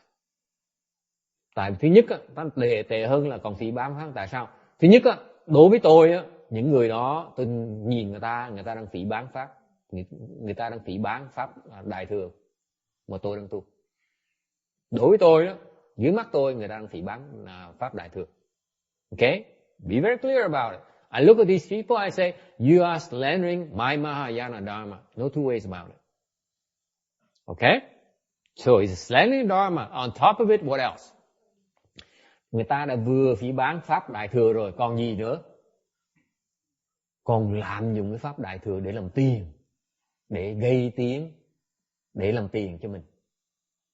So on top of it, this person's also taking advantage of that banner of proper dharma to enrich himself and then create a fame for himself. Okay? It's even worse than slandering dharma. Những cái người đó tội nó còn nặng hơn là phỉ báng pháp nhiều. Cẩn thận cái chuyện đó. Yes. There are so many people doing this now. You go to the bookstore, you see hundreds of books about Buddhism, and almost none of them have anything real, anything by like Americans. But it's true, but it's from ignorance. This behavior I was criticizing is about a person, taking advantage of his teacher's reputation to make money off. That's even worse. It's a lot worse because he has a reference point. As a result, he has hundreds, maybe thousands of people who are led down the wrong path, thinking that they are practicing the proper dharma. That's why I get a little bit critical here, because I see it happening, and there's nothing I can do about it. Okay, none of my business. Okay, ông nói là cái thời buổi này có nhiều ra cái tiệm sách, có nhiều người cứ nói là tôi đừng biết chính pháp, tôi dạy chính pháp. Tôi nói cái đó nó còn nhẹ. Cái này cái tội cái người này mà tôi hơi nói hơi nặng một tí là tại vì cái người này là lợi dụng cái danh của ông thầy mình. Ông thầy mình là đại tổ sư, dùng cái danh thầy mình để nói là để gì? Để dạy cho Phật tử. Nó đừng tới chùa của thầy mình rồi, đã gặp mình ở đó rồi, nghĩ là mình được tu pháp của thầy mình. Bây giờ bị ra ngoài kia tu pháp tầm bậy, vẫn dùng cái treo cái bảng là ông thầy mình để làm tiền, để thu hút những người Phật tử cũ. Okay? Rồi đem tới người ta tới để dạy phát tầm bậy không à. Okay? Để làm cái gì? Okay? Những bao nhiêu người, mấy trăm người này, mấy ngàn người này lại đi lạc đường không biết lạc đường. Cái tội nó nặng dễ sợ lắm. Tội gì? Không phải là vừa phỉ báng thầy không mà còn gì nữa. Phỉ báng pháp còn gì nữa? Phản thầy nữa. Nó nặng không thể tưởng được. Vô minh không một cách kỳ lạ. I'm saying this particular behavior is very deplorable to me because it's not only slandering my Mahayana Dharma, or not only is it cheating other people, it's not only because of greedy for fame, greedy for money, greedy for offerings, but worse yet, This is what he doesn't realize. He's betraying his teacher. I will tell you that in the future, he will never find a good no advisor. Cái tội nó nặng đó, tại sao? Tại tôi nói cái gì trong tương lai, cái người này đó, không bao giờ gặp được người thiện tri thức được. Không bao giờ. Nó nặng không thể tưởng được mà không biết.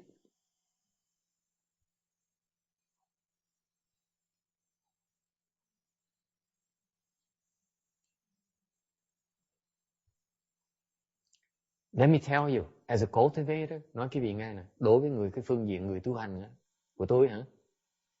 Làm gì làm thôi chứ còn. Đầy đọa tôi, hành hạ tôi, ngược đãi tôi sao được hết, nhưng đều dạy tôi sẵn sàng chấp nhận hết. Tôi cần cái người thiện tri thức để mà tôi tu. I may tell you, my personal perspective, you can mistreat me, you can abuse me, you can make me go hungry, you can torture me, but I cannot do without a good no advisor in cultivation. No two ways about it. To me, it's worse than death. Đối với cá nhân tôi hả, không có thiện tri thức còn tệ hơn là chết nữa. Without a good no advisor is the equivalent of death of your wisdom life. Không có người thiện tri thức á, là nó tương đương với là cái sự chết về cái pháp thân của mình, về cái huệ thân của mình. Huệ thân mình không, nó bị chết.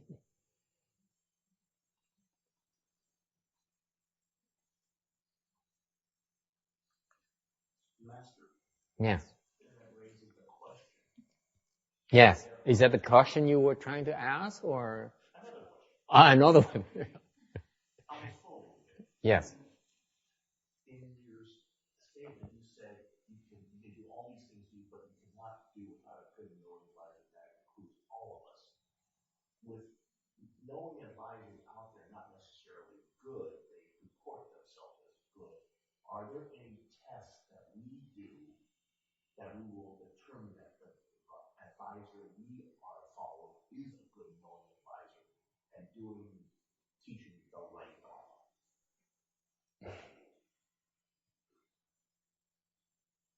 Ông Hoài sao nhận được người thiện tri thức để mình chắc chắn mình học cái chánh pháp? There isn't enough time to explain it to you. Không đủ thì giờ giảng cho ông biết. How about dunking? Hmm? How about dunking? Have you used to dunk witches? What? You dunk witches to see if they were a witch or not. They drowned her in a witch.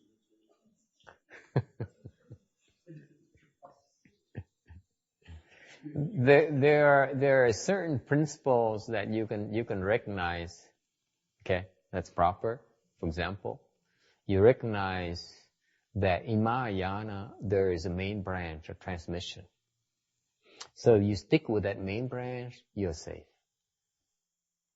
Not the rejects like myself. I'm a reject from the main branch. So when you're with me, you have to be careful. But for example, you were to go back, let's say, to my Master Shenhua's temples, there, that teaching there, it's a main propagation branch of Mahayana. You're there, you're safe. So you need to gauge things in those perspectives. Whatever I tell you, you need to gauge it in light of those principles.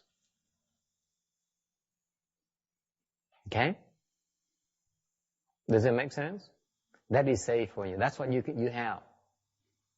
Beyond that, you don't have a whole lot else. So you need to learn, recognize these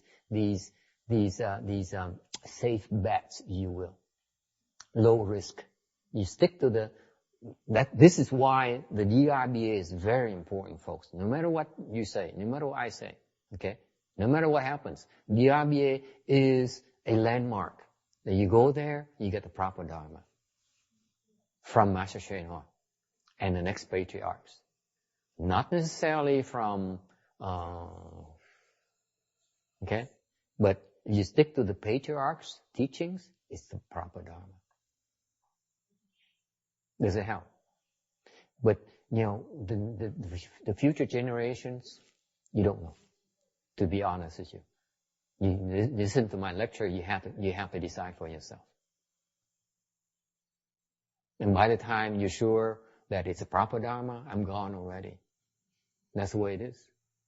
That's why you need to go back to DRBA and Master Shenhua's.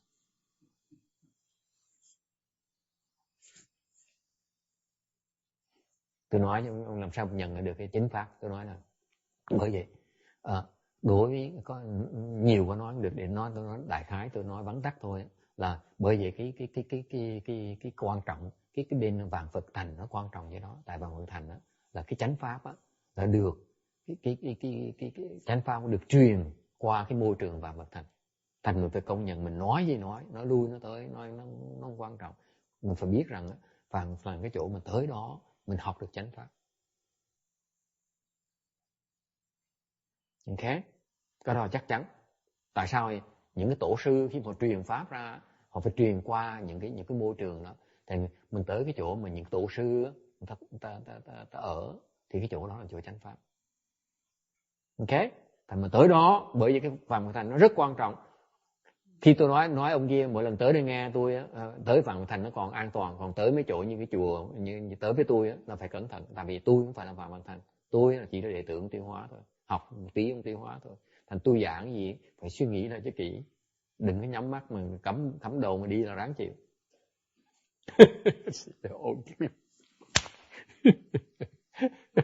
I said, so you have to be careful with my teachings, because you cannot blindly follow my teachings. Because you do that, you do it at your own peril. Okay. Phải hiểu như vậy. Tại sự thật á là nếu mình tới mấy chỗ như Vạn Phật thành, biết cái chỗ đó của ông tổ, ông tên ông Tiêu Hóa, mình học cái pháp Tiêu Hóa, thì những gì ông Tiêu Hóa giảng là chánh pháp. Những gì đệ tử Tiêu Hóa giảng chưa chắc là chánh pháp nha. Hiểu chưa? Ông tổ giảng chắc chắn là chánh pháp. You know for sure whatever Master Shenhua teaches is the proper dharma. No two ways about it, because he is patriarch. But whatever his disciples teach may not necessarily be the proper dharma. You have to be very careful about it. Okay? Thành phải biết cẩn thận. Ông Tiêu Hóa giảng thì mình tin, dạy mình tin, mình có thể tin được 100%. Còn đệ tử Tiêu Hóa dạy không cần tin 100%, phải suy nghĩ cho kỹ, phải cẩn thận. Nghe ông đệ tử Tiêu Hóa dạy gì phải so sánh là cái lời ông nó nói với lời ông Tiêu Hóa nó khác nhau chỗ nào. And that's why I appreciate like a guy like Randy, a guy like all these people who are a long time followers of Master Shenhua. They sit there and say, hey, wait a minute. Doesn't sound right to me. This is what I heard from our masters. Okay? Thành ra mình cái pháp hội, cái chỗ mình tu, mình có gặp những người xưa, tại hạn như mấy ông thầy, mấy người đi theo ông Tiêu Hóa từ lâu mà nghe pháp Tiêu Hóa lâu rồi á. Bây giờ ta nghe mình giảng, ta nói ta có quyền hỏi mình, có quyền nói không đồng ý mình. This is why I make it a point in our Dharma talks to be open season for everyone, to bring up any kind of objection, anything. You can talk about anything, because I want to make sure that people have the chance to contribute their understanding of Master of what is called proper Dharma, so that we all can learn from it and correct our mistakes. Okay. Thành ra cái chỗ mình đặc biệt, cái chỗ là mình không có chuyện mà tôi ngồi đây tôi giảng một chiều thôi, quý vị không có quyền nói không có quyền hỏi tôi, có quyền nói gì nói, muốn hỏi gì hỏi. Tại vì như vậy mới có cơ hội mà so sánh được cái pháp mình với pháp chánh pháp là nó sao, nó có lệch, nó trật chỗ nào hay không. Ok. Tại tôi không phải là tổ sư, tôi là chỉ một thằng có con thôi, ngồi nói tầm bậy thôi. Because I'm a small time monk, you have to be careful about it. Okay? You cannot take everything I say verbatim. You have to process it carefully. Okay? Anything else? Does it help? The principle in Mahayana is proper, and they're about lack of greed, lack of stupidity, lack of anger. Những cái pháp mình, những cái chính pháp nó rõ ràng lắm, không có tham, không có sân, không có si.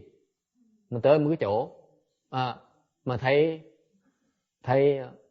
Ông thầy tham, ông thầy sân. Thì mình biết chỗ đó là cái chỗ đó không phải là chánh pháp, nó rõ ràng lắm. Okay. So you go to a place where you see a monk or a nun who's greedy, or who's prone to anger, then you know it's bye bye. It's the wrong place for you. Okay. All those principles are unchanging. Okay. Anyone else? Ai thắc mắc gì nữa không?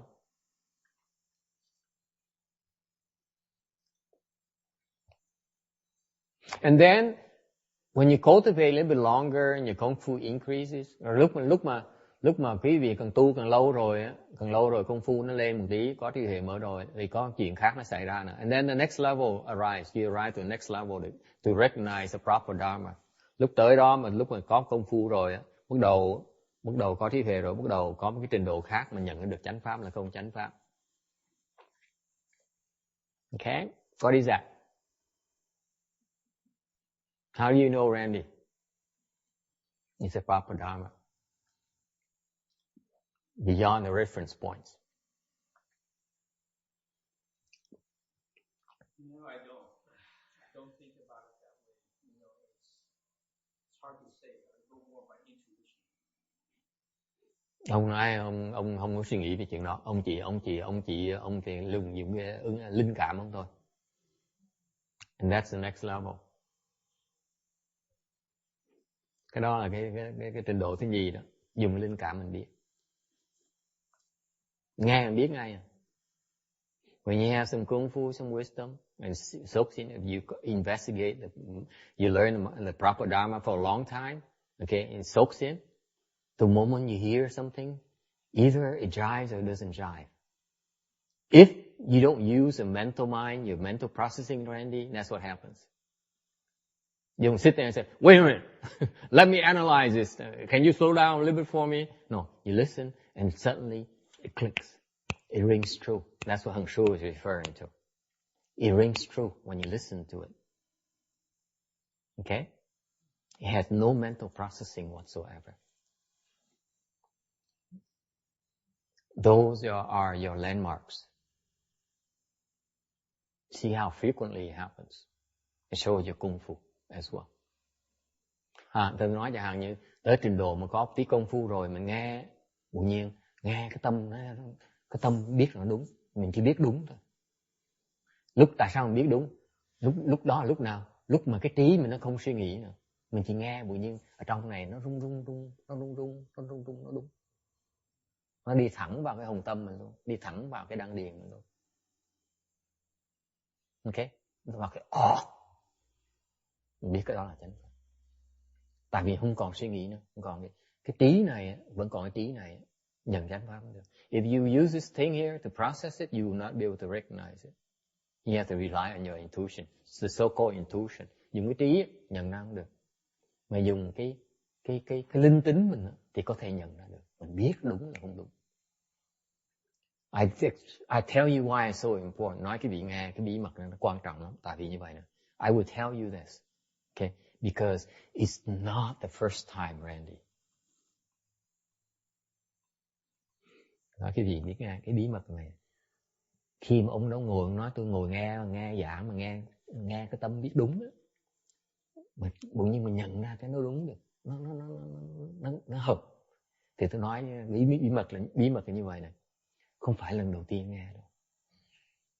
Kiếp trước đã nghe rồi. He heard it before, prior lifetimes. Lifetimes. It's only for you to connect with that, Randy, is stop the mental processing. Then it clicks again. Thành vì kiếp trước mình đã từng nghe cái pháp này rồi. Thành kiếp này khi mình nghe, cái cơ hội duy nhất mà nó hợp một cái là tại vì là khi nào cái thằng ngã này không có làm việc nữa, cái óc này không làm việc nữa, thì bỗng nhiên nó ăn khớp ngay lập tức, nó chụp vào, nó ăn rơ vào. Là mình đã từng nghe rồi. Okay? Trust me. for you to listen to the proper Dharma, the true Mahayana Dharma, rarely it is the first time. Thì quý vị nghe được chánh pháp đó, rất hiếm lần đầu tiên quý vị nghe đó. Chắc chắn là từng nghe đã rất nhiều lần rồi.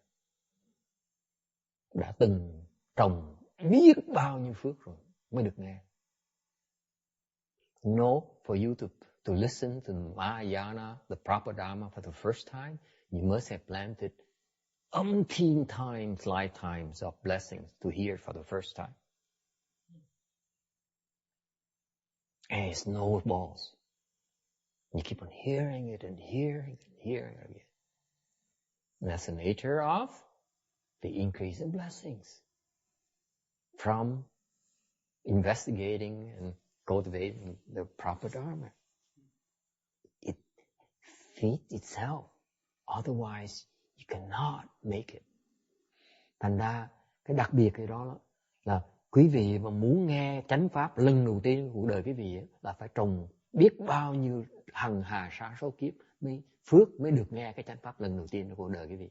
Xong nghe một lần rồi là tự động nó phước lớn đồ đến cái độ là tự động nó như nó cuốn đi, nó tạo thêm những cái phước lớn khác để mới tiếp tục nghe được.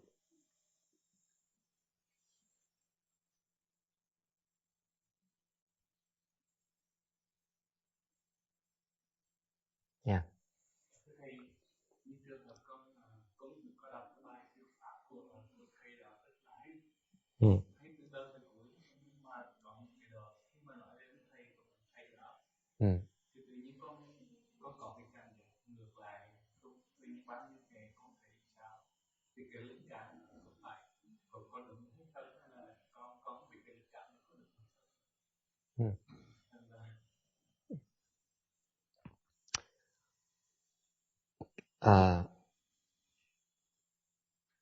Bài giảng này là hồi nào? Hồi xưa là mới đây? Dạ, hồi năm 2002. Yeah. Bởi tôi nói anh là tên gì tôi không bao giờ biết tên. Anh Tràng hả? Phước Trường. Cái thời mà ông là còn tu dưới cái trưởng sư phụ ông á, thì ông giảng kinh hay vậy sợ lắm. Hồi đó ông giảng kinh hay là tại vì ông được trợ. Ông Tuyên Hòa đó ông tồi lắm, ông tồi. Mỗi lần mà đệ tử ông giảng kinh như vậy đó, ông giúp đệ tử ông. He says that he was reading this sutra explanation from the particular master that I was criticizing, being very critical with, and he said his sutra explanation is beautiful. It's very, very good. And then he came to the section where he talked about this particular Dharma master talked about his teacher, and as soon as he talked about it, he listened to it, and then all the glamour, all the things broke apart, and he wondered what he asked me about that experience, and I explained to him that this Dharma master teacher is very, very compassionate. When this Dharma master was practicing under his shifu and his system, every time he spoke Dharma, he received help from his shifu. Okay, and therefore his sutra explanation was beautiful. Okay, as soon as I said earlier, as soon as he left the system, when he renounced his shifu and left his system, he no longer received the help. That's why his sutra explanation became junk. Thành sau khi mà ông này ông bỏ sư phụ, ông từ bỏ cái hệ thống, ông bỏ ra, ông giảng pháp tầm bậy không, ông giảng kinh dễ ẹt. At least that's what I heard. I never listened to his sutra lectures after that. Okay, all I heard from a lot of people who are not as serious as loyal cultivators like Randy. A guy, a dentist I met, he said, I listened to this particular master's explanation of sutras, and I said, that's not proper Dharma. So he's no longer, he's no longer explaining things well. Because when he was under his shifu's system, he was a very good explanation. Okay? You guys don't realize that Master Shinhwa is extremely kind. He supports his disciples big time. And they walk around and say, oh, I have the wisdom. I'm so good cultivator, not realizing someone behind him is propping him up. In case in point, as soon as he renounces his teacher, he chops himself off from his lifeline. Guess what he has? Nothing. Hồi mà còn với sư phụ thì sư phụ ông dừng lưng cho ông đẩy lên đẩy cho mà lên, thổi cho mà lên, cho mà nổi tiếng cho mà giỏi. Rồi khi mà cái xong cái nghĩ là mình là giỏi, mình là quá thông minh, có trí huệ, mình công phu, mình giỏi, mình tu hành giỏi. Rồi từ bỏ gọi là phản thầy. Tức là nói cái khác là dùng cái dao mà chặt cái vạch máu của mình đi. Ông thầy cũng cho mình đồng máu để mình đẩy mình lên làm một người pháp sư. Bây giờ dám từ bỏ ông thầy mình, chặt ông thầy mình thì gì xảy ra? Giảng pháp với ẹt, mất hết tất cả, hoàn toàn mất hết. Thầy làm gì bây giờ? Phải làm bậy mới xong sinh tồn sao bây giờ? So he had no choice to support himself. Now he goes into stupid things and use his old things. His master's reputation to help him. Okay?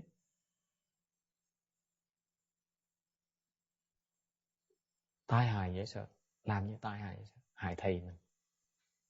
Thầy mình hôm qua đây, ông trì vì tróc vải hôm qua, ông truyền một cái chánh pháp, rồi mình đem rồi mình nói, mình dùng cái chánh pháp, mình làm dụng chánh pháp để mình phá nó. Cái đồ ma quỷ. Nó tới nó ủng hộ. Thầy nói sao này con tiếp tục nghe pháp từ điểm thầy đó. Nhưng mà con thấy là thầy giảng giống như là một người thầy dạy về giảng pháp, chứ không phải là một người pháp sư. Hết rồi. Ông đợi sao ông đẩy mà. Ông Thiên Hòa ông dự nó, ông đẩy. Tôi cho mà. Thành hồi đó, họ là tôi mà nghe ông giảng pháp á, là bên túi là nghe ông giảng pháp một cái là bên túi là mấy cái chướng ngại đó, chặt. Tôi biết, hồi đó tôi nghe tôi biết là không phải ông này mà. Cái chướng ngại tôi, những cái tối tăm ban đầu tôi là sáng hết, bị đen rồi vào. Ông này sức thua tôi mà sao mà rồi tôi nói. Tôi biết là có người giúp. Hồi đó tôi đã biết. So I told him. He said that he listened to this Dharma Master's Sutra lectures afterwards, and he said the way he explains things nowadays is like whatever it is not sutra. It's not lacks the depth and the beauty of proper Dharma. And I said, yeah, I recognize back then when I was listening to his Dharma, his Sutra lectures. When I was listening to him in the back room in the Buddha hall, and all my obstructions was being destroyed, one after another, like a domino. It's incredible. I said, wow, if the Dharma is this powerful, I recognize at that point in time his kung fu is no higher than mine. So I said, it's not coming from him, not for sure. It's got to be coming from someone else.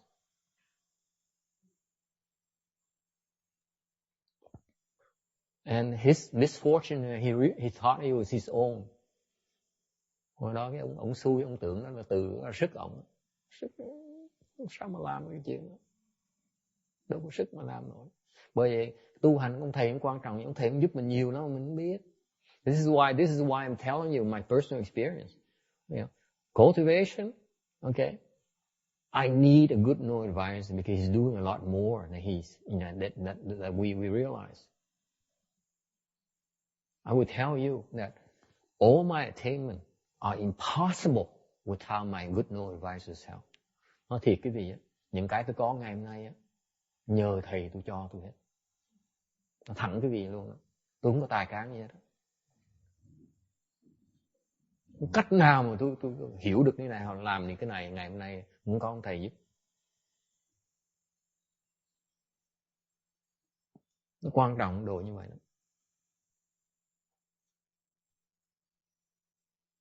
Okay. Yes. Any other questions, comments?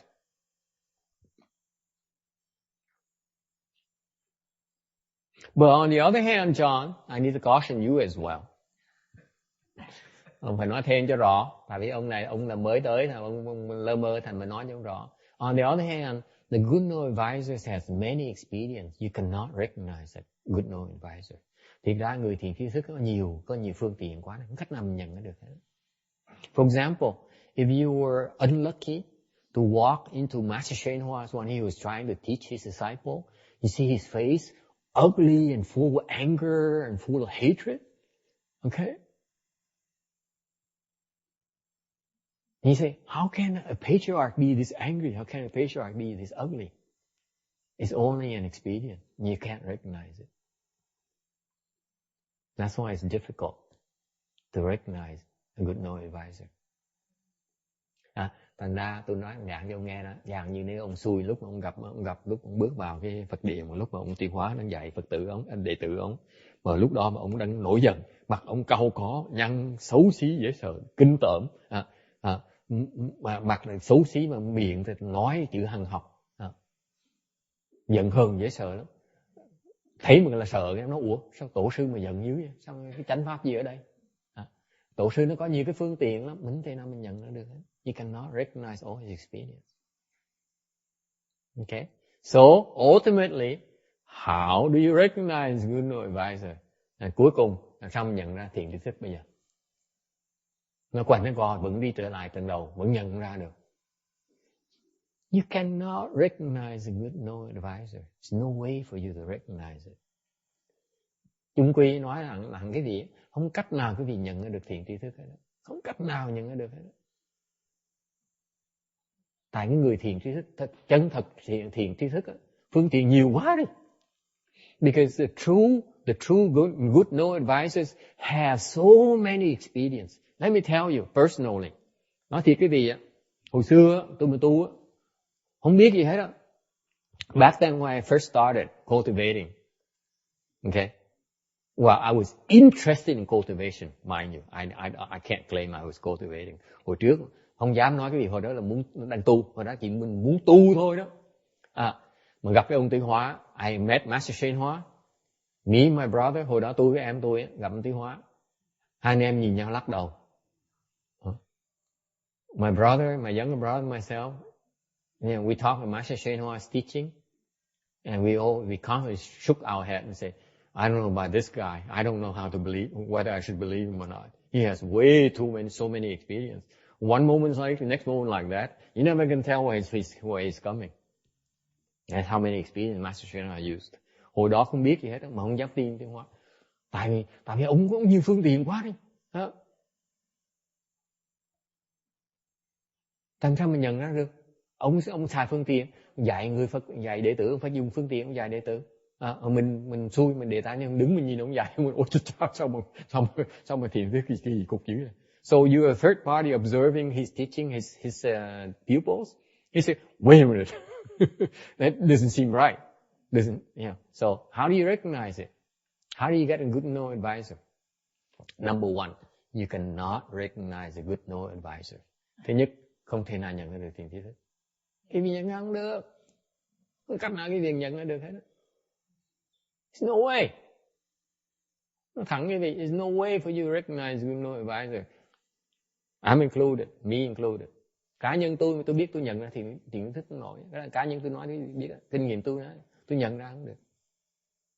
Okay. Người thầy tôi á, tôi nhận không ra. I will tell you I cannot recognize my teacher. Because if his level where he's my teacher, there's no way for me to recognize him.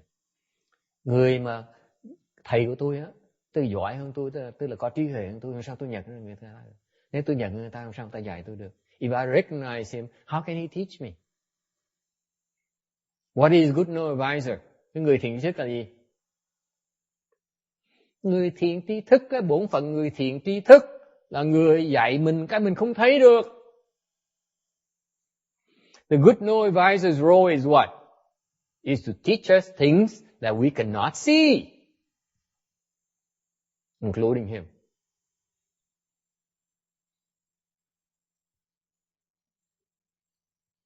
If you can see your teacher, you're wrong. You cannot see your teacher. Thành đừng có nghĩ mình thấy được thầy. Cái cách nào mình thấy được thầy mình đó. Cái cách nào mình thấy được. Okay? So how do you get a good no advisor? Làm sao bây giờ mình kiếm thầy bây giờ? Sao mình kiếm được tiền tri thức bây giờ? How?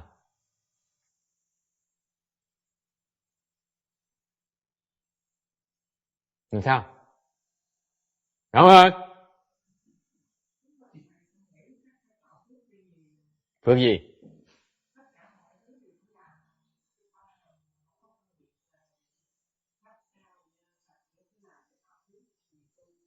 He said, I create all the blessings. I said, what kind of blessings? He said, all kinds.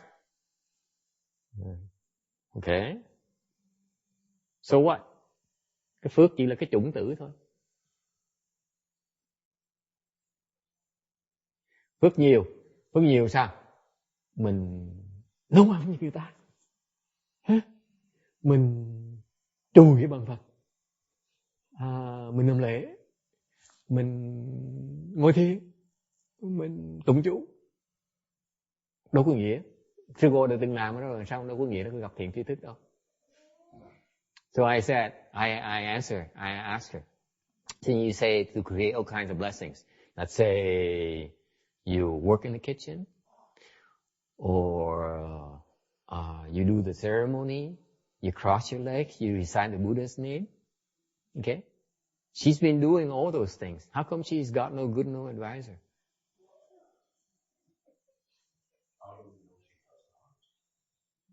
Ask her. You ask her. Who's her good no advisor? Could be the person sitting next to her on either side. No, John. You cannot cop out like that. What do you mean? You said we could never have a terrible advisor. No. What I mean by good no advisor is that the person, you have absolute blind faith. If he comes to you and says, jump, you jump. You never ask. That's the kind of person I'm talking about. You have total faith in the person that he has your best interest at heart. Whatever he tells you is for your own benefit, not his. Tremendous blessings, isn't it right? The person you can have total faith. Absolutely.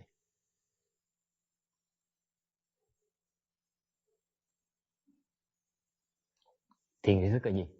Người tôi nói là gì? Cái người thiền tri thức này, ông nói, sao thầy biết là cái sư cô không có thiền tri thức? Thiền tri thức cô ngồi sau lưng cô, hoặc là ngồi bên hông cô, hoặc là bên cạnh cô, nó không có. Cái loại thiền tri thức tôi nói này là một người thôi. Cái người thiền tri thức này, mình hoàn toàn tin tưởng cái này. Ta nói mình nhảy là mình nhảy. Mình hoàn toàn không có do dự gì hết. Cái phước mình lớn đến độ như vậy. Tại sao? Người thiền tri thức này mình hoàn toàn tin tưởng người ta là bất cứ người ta nói mình làm gì để lời cho mình chứ phải lời cho người ta. Cái phước mình lớn đến độ như vậy đó. Bất cứ gì ông này ông làm cho mình đó là để cho mình lời chứ không phải để cho ông lời. Không phải là thiền tri thức. Mới là quý. Còn phải ngồi như quý vị tới đây phải nói cái ông này ông nói phần này tốt, còn phần kia mình phải suy nghĩ lại là đâu phải thiền tri thức của mình. So on the other hand, you come here and you say, oh, this guy sounds good in this portion. The other portion, I don't know about this. It doesn't sound like country like to me.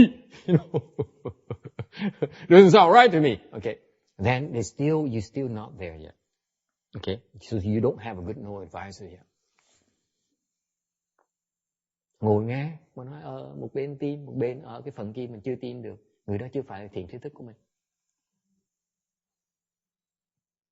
Cái người thiền tri thức mà tôi nói cái gì đó là người nó hoàn toàn, ông Năng Tân nói tôi này bệnh hóa. Còn lấy cái dao con cứa cổ đi, con cầm cái dao con cứa cổ lập tức, tôi không có suy nghĩ vậy. Thầy tôi Ấn Độ như vậy, tôi tin thầy tôi Ấn Độ như vậy. And tell you, if my good advisor comes to me, this person looks as my good advisor, he says, hey Dũng Hoa, take a knife and go like this on your neck. I do it without thinking. Because I trust him that much.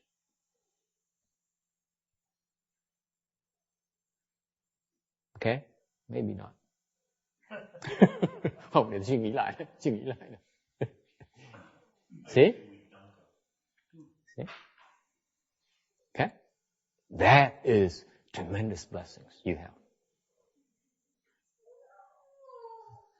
Cái phước nó lớn cái độ như vậy đó. Hoàn toàn, không có một do gì, hoàn toàn tin tưởng. Nó quý độ như vậy đó. Okay? So, since that kind of good advice is hard to come by, how do you get it? Planting blessings? What kind of blessings? Biết là phước là phải trồng phước, là phước gì? You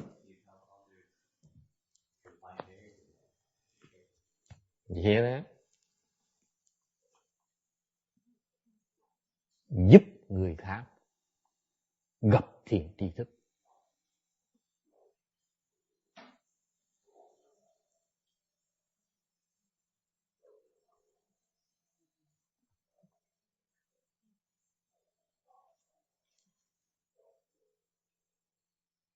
How else? Since you cannot identify good no advisors, you help others find good no advisor, so that when your time comes, others will help you find a good no advisor, since you cannot do it yourself. Doesn't matter. You don't ask whether they're good or not. You just sincerely help others find a good no advisor, so that others will help you find a good no advisor.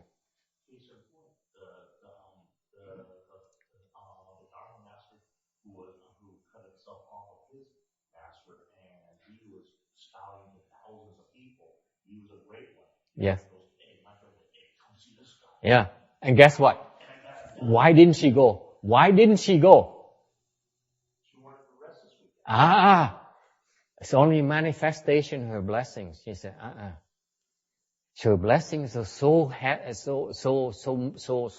much that she says, I don't need to fool around with this kind of crap, whether it's whatever excuse she comes up with. You buy that? That's the nature of blessings.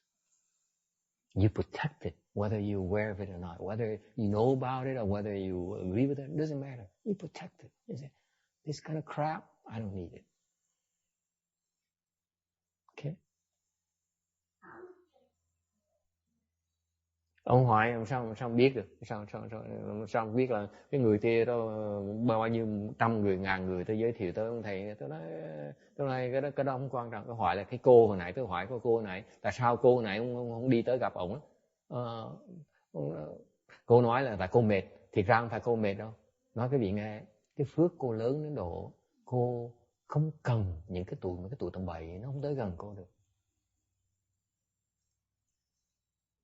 Đúng không? Đâu phải nó mệt. Nó mà nghe thầy một cái nó bỏ nó đi ngay. Sức mấy mà nó ở nhà nó mệt, đừng có tưởng nó mệt. Tỉnh bơ, nó nói vậy thôi chứ còn ai mà tin. Tôi không tin.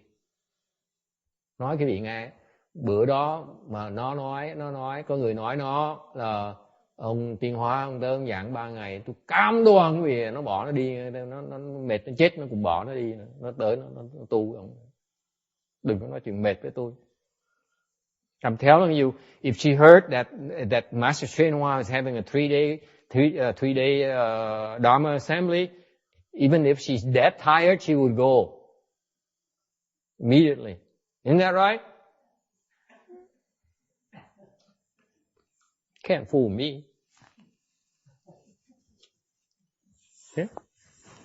So that's the nature of the thing. You help others find a good no advisor. For example, how do you do that? You introduce them to, let's say, Master Srima's teaching. You say, okay, this is something you can trust. This is a good Dharma. Okay? Cách nào? Mình nói, muốn biết Pháp hả? Tôi không biết gì Pháp. Đây, đọc cái ông Pháp ông Tuyên Hóa này. Này đúng, cái là chánh Pháp. Đọc đi. Đọc đi. Đó là mình đang giới thiệu thiền sư thích người ta đó. Thấy chưa? Nó dễ như vậy đó. It's that simple.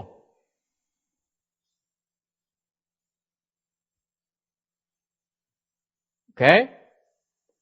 And then one more portion, very important, and most people don't realize. And this, I have to charge money. Okay? Because it's not often discussed. Okay. Can we pass something around? Cái phần này ít người giảng. Cái này quan trọng lắm. Thành bữa này tôi phải lấy tiền nữa nha. Okay. Let's see. 1, 2, 3, 4. I need to buy a house next year, so let's how about 10 grand? 10 grand each. Năm sau phải cần mua cái nhà. Mọi người đóng 10.000 nghe chưa? Muốn nghe cái bác này mắc tiền lắm á.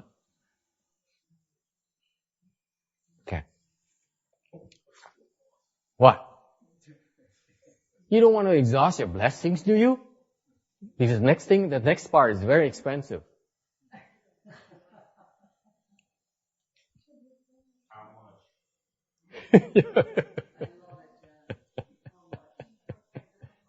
Yeah.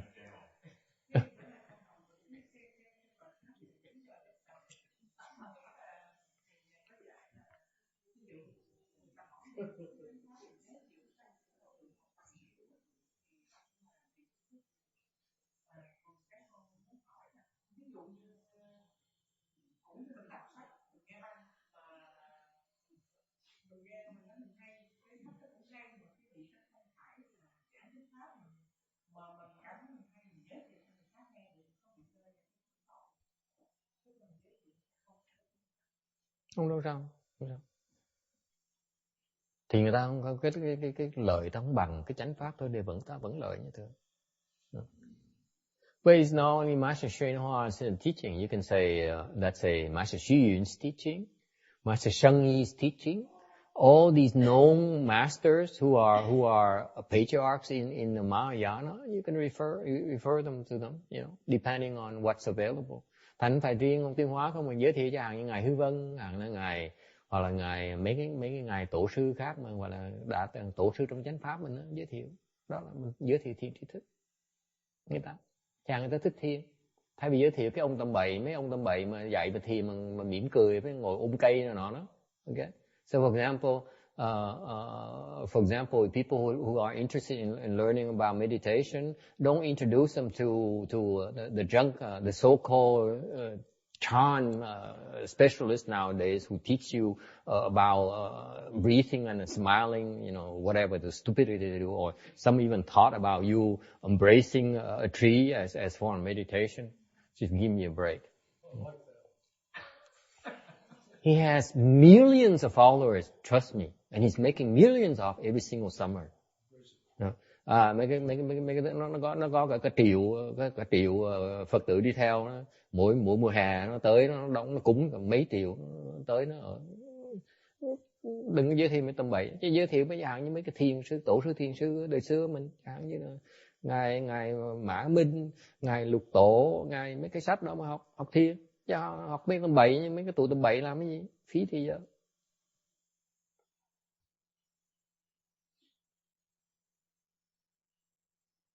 Okay. Anything else? Time is up. Hết giờ rồi. No money collection, no talk. Không đưa tiền, không nói. Absolutely. I don't care. You don't understand Mahayana. As soon as you agree to it, oh boy, are you in trouble? This is the difference, John, is that in a worldly way, it's a matter of collecting. In a Mahayana way, if you agree to it, Okay? It's no longer about collection, it's about interest. The longer it takes you to pay up, the more interest accrues. And you will have to pay for it eventually. You can no way for you to get out of it. So be careful about getting into debt in Mahayana, because you have to pay eventually. Okay. Okay. So, muốn nghe không? Cái phần này phần quan trọng, quý vị cũng hiểu. Cái này phần rất rất quan trọng. Thứ nhất á, là kiếm được thiền tri thức là trầy vì tróc vải rồi. Đúng chưa? First of all, meeting good no advisor is extremely difficult. The problem with that is, for example, I would tell you, when I look at Master Shenhua, I say, this guy, I don't trust him. So he's not my good no advisor, okay? No two ways about it. Như tôi, cá nhân tôi, gặp Điên Hóa một cái, thấy ông này, ông trợ mặt quá, ông đổi mặt như thay áo vậy, thay áo lót mình vậy. Thì mình ngán ông này ông nói mình biết mình tin chỗ nào, đằng nào cũng bắt đâu này, ngày hôm sau ông chụp chỗ kia ngay lập tức, chụp ra coi, mình tức, ông này mình không tin. Tôi nói chắc chắn quý vị là ông Tuyên Hóa và là thiền tri thức của tôi đó. Okay? So it's very difficult to find a good no advisor because you cannot recognize a good no advisor. Even though it means well, you don't trust that person, this guy. Mặc dù ông thiền tri thức là khó, tại vì mặc dù ông thiền tri thức là ông thiệt sự ông tốt với mình lắm, nhưng mình không tin ông. Thì ông tốt gì tốt mình không tin, mình không lợi dụng ông được, ông không hưởng lợi được. Thành ra gặp ông thiền tri thức là khó, không thể tưởng được. Okay?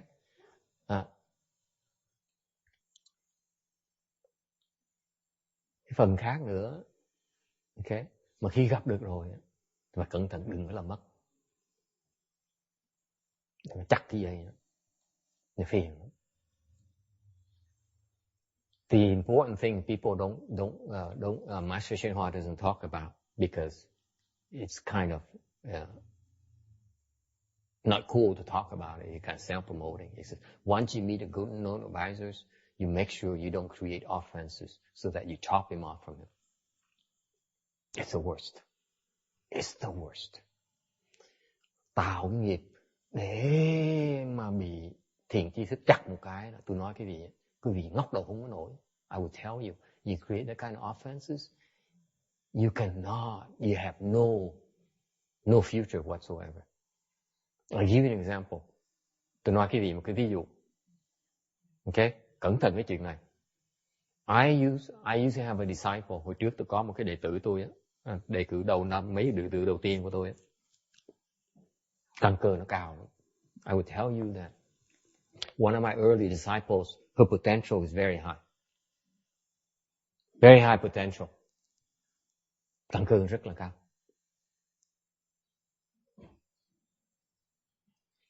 And I had very high hopes. Tôi mừng lắm. Tôi nói gặp một đứa mà những căn cơ như vậy, mình dạy nó sướng. Tha hồ mà dạy nó. I was very happy to encounter this individual here because I see his potential and I said, wow, I can go all out and see this person go a very very long way. Thì hồi đó nó theo tụi tà đạo. This person has been following the externalists, and she only studied from me because she thought that I was better than all her teachers. Hồi đó nó theo tôi tại nó nghĩ là tôi giỏi hơn mấy thầy nó trước giờ. Suốt đời nó đi kiếm thầy.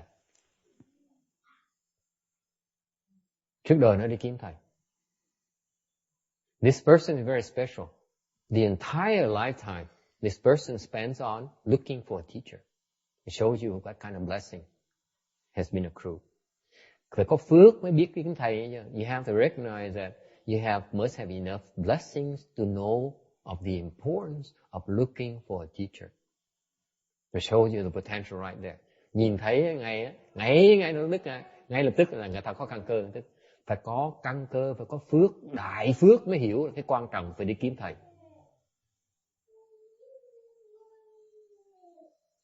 Chưa đủ phước chưa hiểu cái đó được. Mà người này suốt đời đi kiếm thầy thôi. Đi kiếm hết người thầy, có người thầy khác. Căn cơ ta như vậy đó.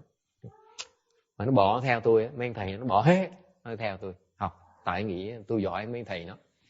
So, and I practice what I preach. And tôi lúc mà dạy nó, tôi dạy cái gì, tôi mới giảng cái gì. Tôi giới thiệu thiện tri thức. So I did it. What did I do? I introduced. Let me call her. Okay, sex doesn't matter. Let me call her just for the sake of it. Maybe it's not her. Okay, but let me use one gender. Let's say her. Okay, cứ nói một người đi, cái như nó. Okay, so I introduced her to the good no advisors. See, that's what I do. Thành tôi làm gì? Tôi hành cái pháp tôi mới dạy cái vị là tôi giới thiệu nó với người thiện tri thức. Tôi nói tới Vạn Phật Thành đi. Chỗ đó là chỗ thiện tri ở chánh pháp. So I said go to CTTB, see 10,000 Buddhas. That's what the proper Dharma is. Okay? So whatever you learn from me, be careful. When go there, you will for sure find the proper Dharma. And you better off being there and learning from me. And tôi mới nói, tới đó mà học đó, pháp đó và chính pháp. Học pháp tôi còn tầm bậy, chưa phải là chính pháp. Còn pháp nghèo nàn. Thành tới đó mà học, tới đó chắc chắn gặp chính pháp. Thành nó biết như vậy. So she knows. Okay. Thành nó nhớ bài học nó rất kỹ. Nói, phải tới Vạn Phật Thành. Okay? So she made up her mind to go to CTTV because that's the next best teacher. Nó giỏi lắm. Nó nói, nó phải, trước sau nó phải tới Vạn Phật Thành, tại chỗ đó là thầy giỏi. Nó giữ như vậy, nó giỏi như vậy đó. Nó nói là phải kiếm người thầy giỏi nhất mà học. You see how superior of cultivator she is. He says, if my master says the CTTB is the best place for cultivation where I can find the proper Dharma, that's where I'm going to go. Okay?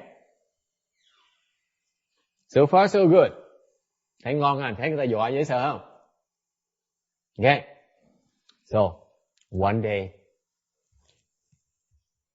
ngày kia tôi dạy nó tới cái trình độ cao lắm, trình độ định nó cao dễ sợ. I taught her to a samadhi level, very, very high level samadhi. The next test for her to break through the next level. Tới cái trình độ rồi muốn vượt qua, phải qua một cái thử thách. Cái thử đó. So I tested her. And she failed miserably. Cái thử nó té nặng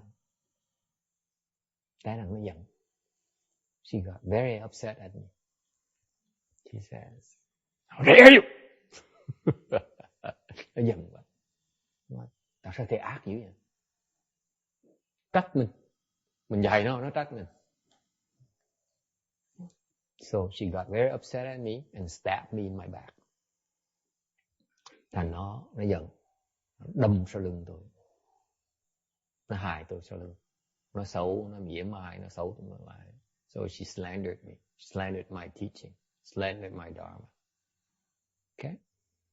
Move to CTTB. Dọn đi bằng thân. Dễ sợ không? Bắt tranh bỏ. See how incredible this individual is. As soon as she's done with my Dharma, goodbye. I'm moving on to much better than where you are. Mình phục chứ. Sao nó giỏi dữ vậy? Hả? Mình muốn tiến bộ phải cần thầy. Nó kiếm thầy giỏi hơn mình mừng cho nó nhé. So I said, this person, I respect that. I said, this person is smart. Okay? I'm being punished for my inequalities. And in the same stroke, this person is getting much better teacher. Okay? Nó vừa trừng trị mình, nó cho mình thấy mình là bậy, mình trật. Nó qua nó kiếm người thầy khác giỏi hơn mình, dạy mình bài học luôn nữa. Giỏi dễ sợ không? Chuyện gì xảy ra? Tới vào thành chuyện gì xảy ra? Hoàng Thành nói, Thôi, đi chỗ khác. Cái đồ phản thầy, không chơi cái này. Không tham gia. So what happened when she got to CTTB? CTTB says, you betray your own teacher? We don't want you. Thanks, no thanks.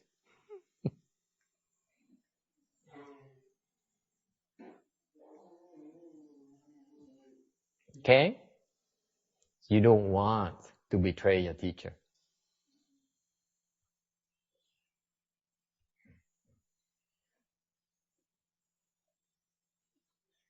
I will tell you that. Even though in my lifetime I met a lot of monks who are my inferior. But whatever they taught me, I look at them as my teacher. I've always been grateful. Okay? I recognize I'm always grateful for those teachings. Okay? Even though I criticize some of them, it's for them to know that it's the wrong way. It's not for me, okay, to make myself better or make a bigger claim that I'm a better cultivator. Not like that at all. Okay? Yeah, you have a question? Yeah, it seems to me that we have more than one teacher. We have many teachers. Yeah. And I think, I think when people say they have a good knowing advisor, they tend to think they're only going to have one teacher, and that's going to be the end teacher. I think that in the path that we encounter a lot of people, sometimes teachers look like teachers. Sometimes teachers look like adversaries. They come in different forms, but I think that there's always something to be learned from every encounter. So, like my martial arts teacher, he studied from about 10 or 12 different masters. So it kind of tells me that whenever you're seeking something, that you keep on moving and keep on learning wherever there's a lesson, and you can identify the lesson. Sometimes the lesson, we cannot see the lesson. That's the problem. Yeah. Okay. Ông này cũng nói là thường thường là có nhiều hơn là một người thiền tri thức.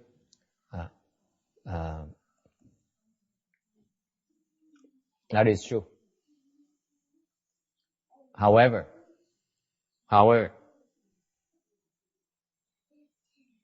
it requires even a lot more blessings to have more than one good advisor. One is tough enough. You have two, that's even more. It's even worse. Okay, thì ông nói cái này đúng. Tôi nói rõ ràng là phải hiểu rằng gặp được một người thiền trí thức là đã tổn phước biết bao nhiêu rồi. Gặp được hai người mình có thể qua lại thiền trí thức là càng tổn hơn, quý vị tưởng tượng còn cần biết bao nhiêu phước nữa. Đâu phải là dễ đâu. It is true. The good no advisors are not like proprietary. They say, okay, you're my disciple, therefore the other guy, although he's good, he cannot touch you, that kind of thing. No, it doesn't matter. It's no my disciple, your disciple, that kind of thing. Okay, so it's not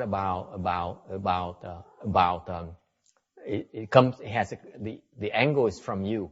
Whether you look at that person as a good no advisor or another person as a good no advisor depends on the amount of blessings you have. That's the point. But you're right, it's not limited to one. Người tôi giảng biết là không phải là mấy người thiền tri thức chân thật người ta không nói cái này Phật tử của tôi, đừng có giành Phật tử của tôi, thấy không? Cái này tôi suy người này rồi, tôi tới trước, cái vị tới sau phải ngồi đợi, thấy không? Chừng nào tôi nhả nó mới có quyền nhận người ta, không có chuyện đó đâu. Người thiền tri thức người ta không coi như vậy, người ta coi là dạy thôi. Cái quan điểm tôi nói là cái quan điểm của mình đó, mình coi người ta là thầy mình là không thôi. Okay? Gặp được một người mình cứ có gọi là thầy của mình đó, cái đó phước mình đại phước. Rồi xong mình gặp được người thứ hai mà có thể gọi là thầy đó, phước mình còn phải lớn hơn nhiều nữa. So for example, in my own personal experience, I have quite a few good advisors. Đối với cá nhân tôi có nhiều thầy đó, tôi có rất nhiều thầy. Bữa trước tôi đi tôi đi tới Tây Lai Tự, tôi giảng trên Mexico nghe, tôi có một người thầy ở đằng Tây Lai Tự. So for example, I explained to the nuns there when we went to Silai Temple yesterday. I have one good advisor in Silai Temple. Nói thì quý vị, ngay cái Tây Lai Tự ngày hôm qua tôi giảng cái gì á, tôi có một thầy ở đó đó.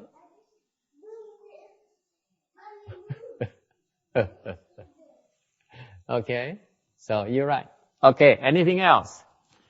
Ai thắc mắc gì nữa không?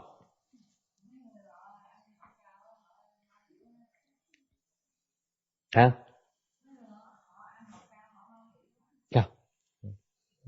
Không có. Okay. Không phải là cái học cao, mà cái vấn đề là cái phước mình nó chín chưa. Cái học cao là một cái phước thôi, còn cái hiểu là cái phước khác. Hai cái nó hoàn toàn nó khác nhau. Chẳng hạn như cái cô sau khi cô học cô hiểu lẹ lắm, nên cô làm không được. Làm không được. Hiểu thôi chứ còn làm không được. Hiểu là một chuyện. Hiểu đây đó thôi, không làm được. Đúng không? Làm mới là đại phước. Còn cái hiểu là dễ. Ai cũng hiểu được. Hiểu ai hiểu được. Cô nói tôi cũng hiểu được mà. Đâu cần làm đâu. Ai tôi cũng hiểu hết. Gì tôi cũng hiểu hết. Cái phước mà lớn nhất là cái phước làm chứ không phải phước hiểu. Thành ra người ta có hiểu kệ người ta. Người ta hiểu 100. Mình hiểu có 1 thôi, mình làm 1. Ta hiểu 100, ta chưa làm 1 nữa, ta vẫn thua mình như thường. Dễ sợ không? Hiểu làm cái gì? Không cần hiểu. Hiểu thành vui. Phí cái hiểu. So in summary, the second thing that I'm trying to get money out of you is that be careful to create causes for you to once you find a potential good no advisor, not to create offenses, because if you create offenses against one good no advisor, you're creating offenses against all of them. That goes again along the line what Randy said. You have more than one. Of course, it's never one. It's always a lot. Okay, they're all interconnected. Thành hồi nãy tôi nói cái quan trọng là gặp thiền tri thức là khó rồi, mà khi gặp rồi cẩn thận đừng có tạo nghiệp để mà hại thiền tri thức, phản thiền tri thức. Tại một khi phản một thiền tri thức rồi, cái gì xảy ra? Khi phản hết tất cả thiền tri thức luôn, không ai đụng cái gì hết, không ai dám rờ cái gì hết. Nó dễ sợ như vậy, không chạy đâu được, đừng tưởng chạy.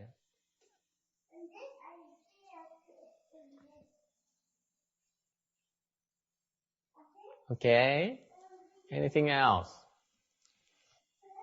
Có gì nữa không? Đấy. Hả? Phản cha còn nhẹ, phản thầy còn nặng hơn nữa. Thầy còn quan trọng hơn cha mình nữa. Cha mình có một đời thôi, thầy mình là nhiều đời nữa. Thì thật ông thầy mình là mình đã từng làm học trò của ông là nhiều đời rồi. Mấy mà dạng như cỡ như ông Tuyên Hóa đó. Tôi nói thẳng với cô, tôi đã từng làm đệ tử Tuyên Hóa đến nhiều đời rồi.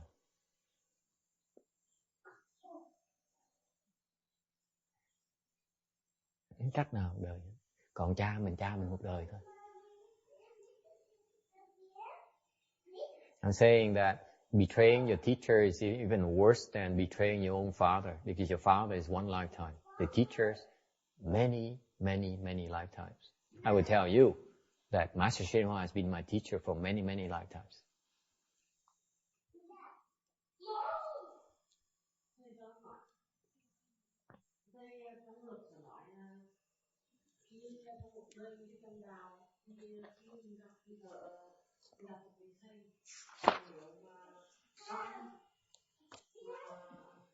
Không cho pháp nhưng có thể là mình bỏ đi. Nếu như để mình đọc thì thêm mà cho pháp không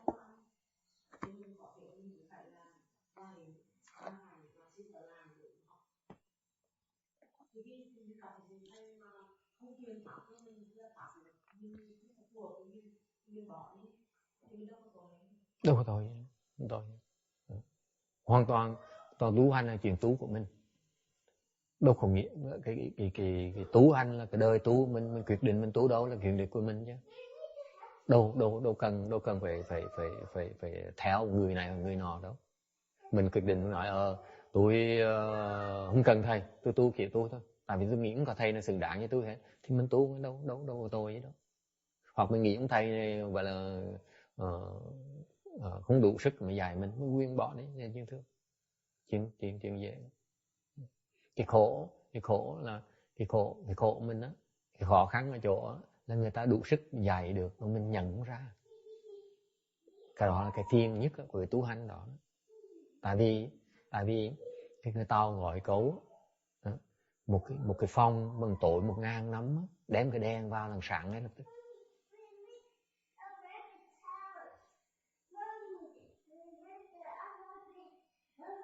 Mình muốn tối 1000 năm, cứ tối 1000 năm không ai nói gì hết. Đâu ai bắt mình đâu. She says that what if I don't get along with someone and I decide to move on? Am I creating offenses? Of course not. It's your life. It's your cultivation. You do whatever you want to your life, your cultivation. No one is forcing you to do anything. Okay. And it's not, you know, it's not about you don't have to find a good no advisor. You can decide that you perfect fine on yourself. You don't find anyone worthy of to be your teacher. Nothing wrong with that. You go on your own and say, hey, all of you are not worthy of me. Okay. The danger, the real question is whether you have enough blessings, okay, to recognize that you need a teacher.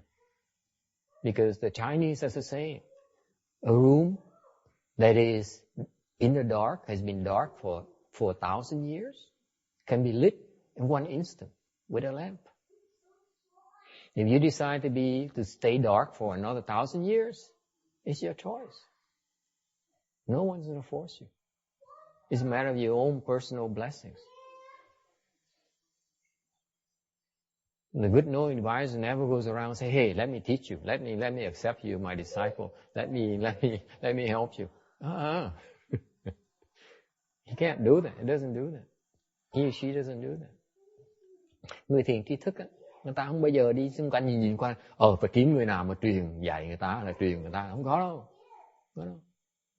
Vì cái xứng đáng người ta mới dạy, đâu phải người ta phải đi kiếm học trò đâu. You have to understand that good knowing advisor does not need to teach, does not need disciples.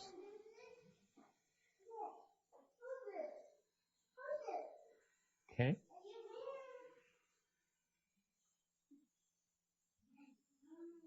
Like to paraphrase Groucho Marx, I personally, I would not take anyone for my teacher if he wants me as his disciple.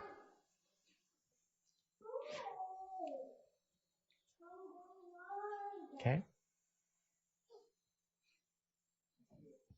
Is he that low that he would accept me as his disciple? Boy, I wouldn't want that as my teacher.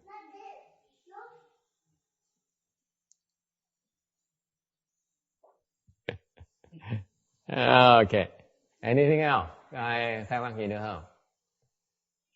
Okay. Mình ngừng ở đây nha. So we stop here today. Is it okay? All right. Stop here today. Okay.